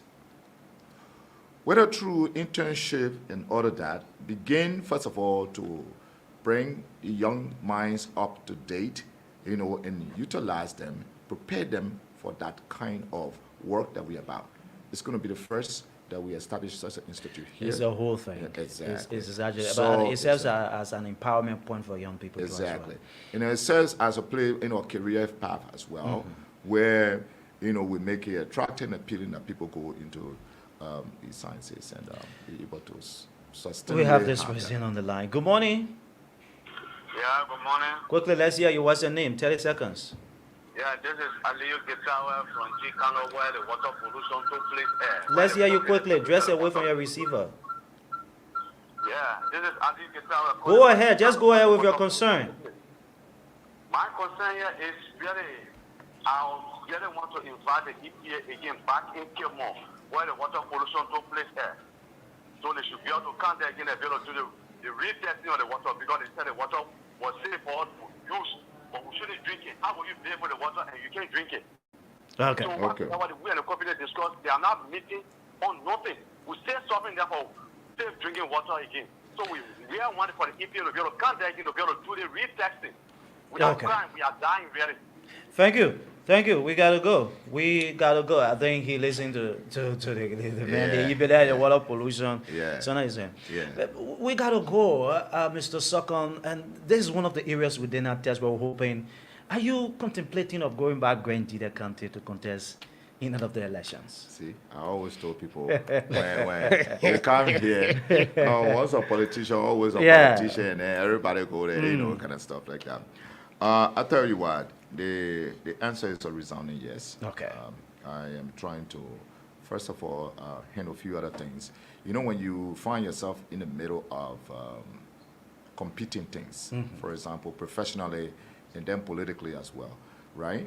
You want to make sure move fast. So for me, I'm accelerating the professional side quickly, make sure all of the foundation lay properly, and then now, because when I switch gear to the political side, the professional side will be on hold. Yeah, sure. So I'm trying to finish up the work on the professional side, which in a very short distant future will happen. But absolutely. Yes. Resoundingly yes. Yes. Thanks for being with Gotta us. go, We Parker. appreciate it. We'll look up for another discussion or so. The platform is educative. Thanks for actually coming. Let me thank you at the Voice of Liberia for the opportunity afforded me today. I'm intrigued. Again, like I indicated from the beginning, I think your studios, you guys are doing Yeah, we're going to excellent. get you around to the remaining two. Yeah, you guys are doing an excellent job. Thank you too for Thank the you. opportunity. All right. He has been Mr. Jeremiah Sokon on the EPA. This, I would like to go home on this edition of the show. Harris, we got to go. It's 10 o'clock. And the news is coming up next. I hope the presenters are set from the other side.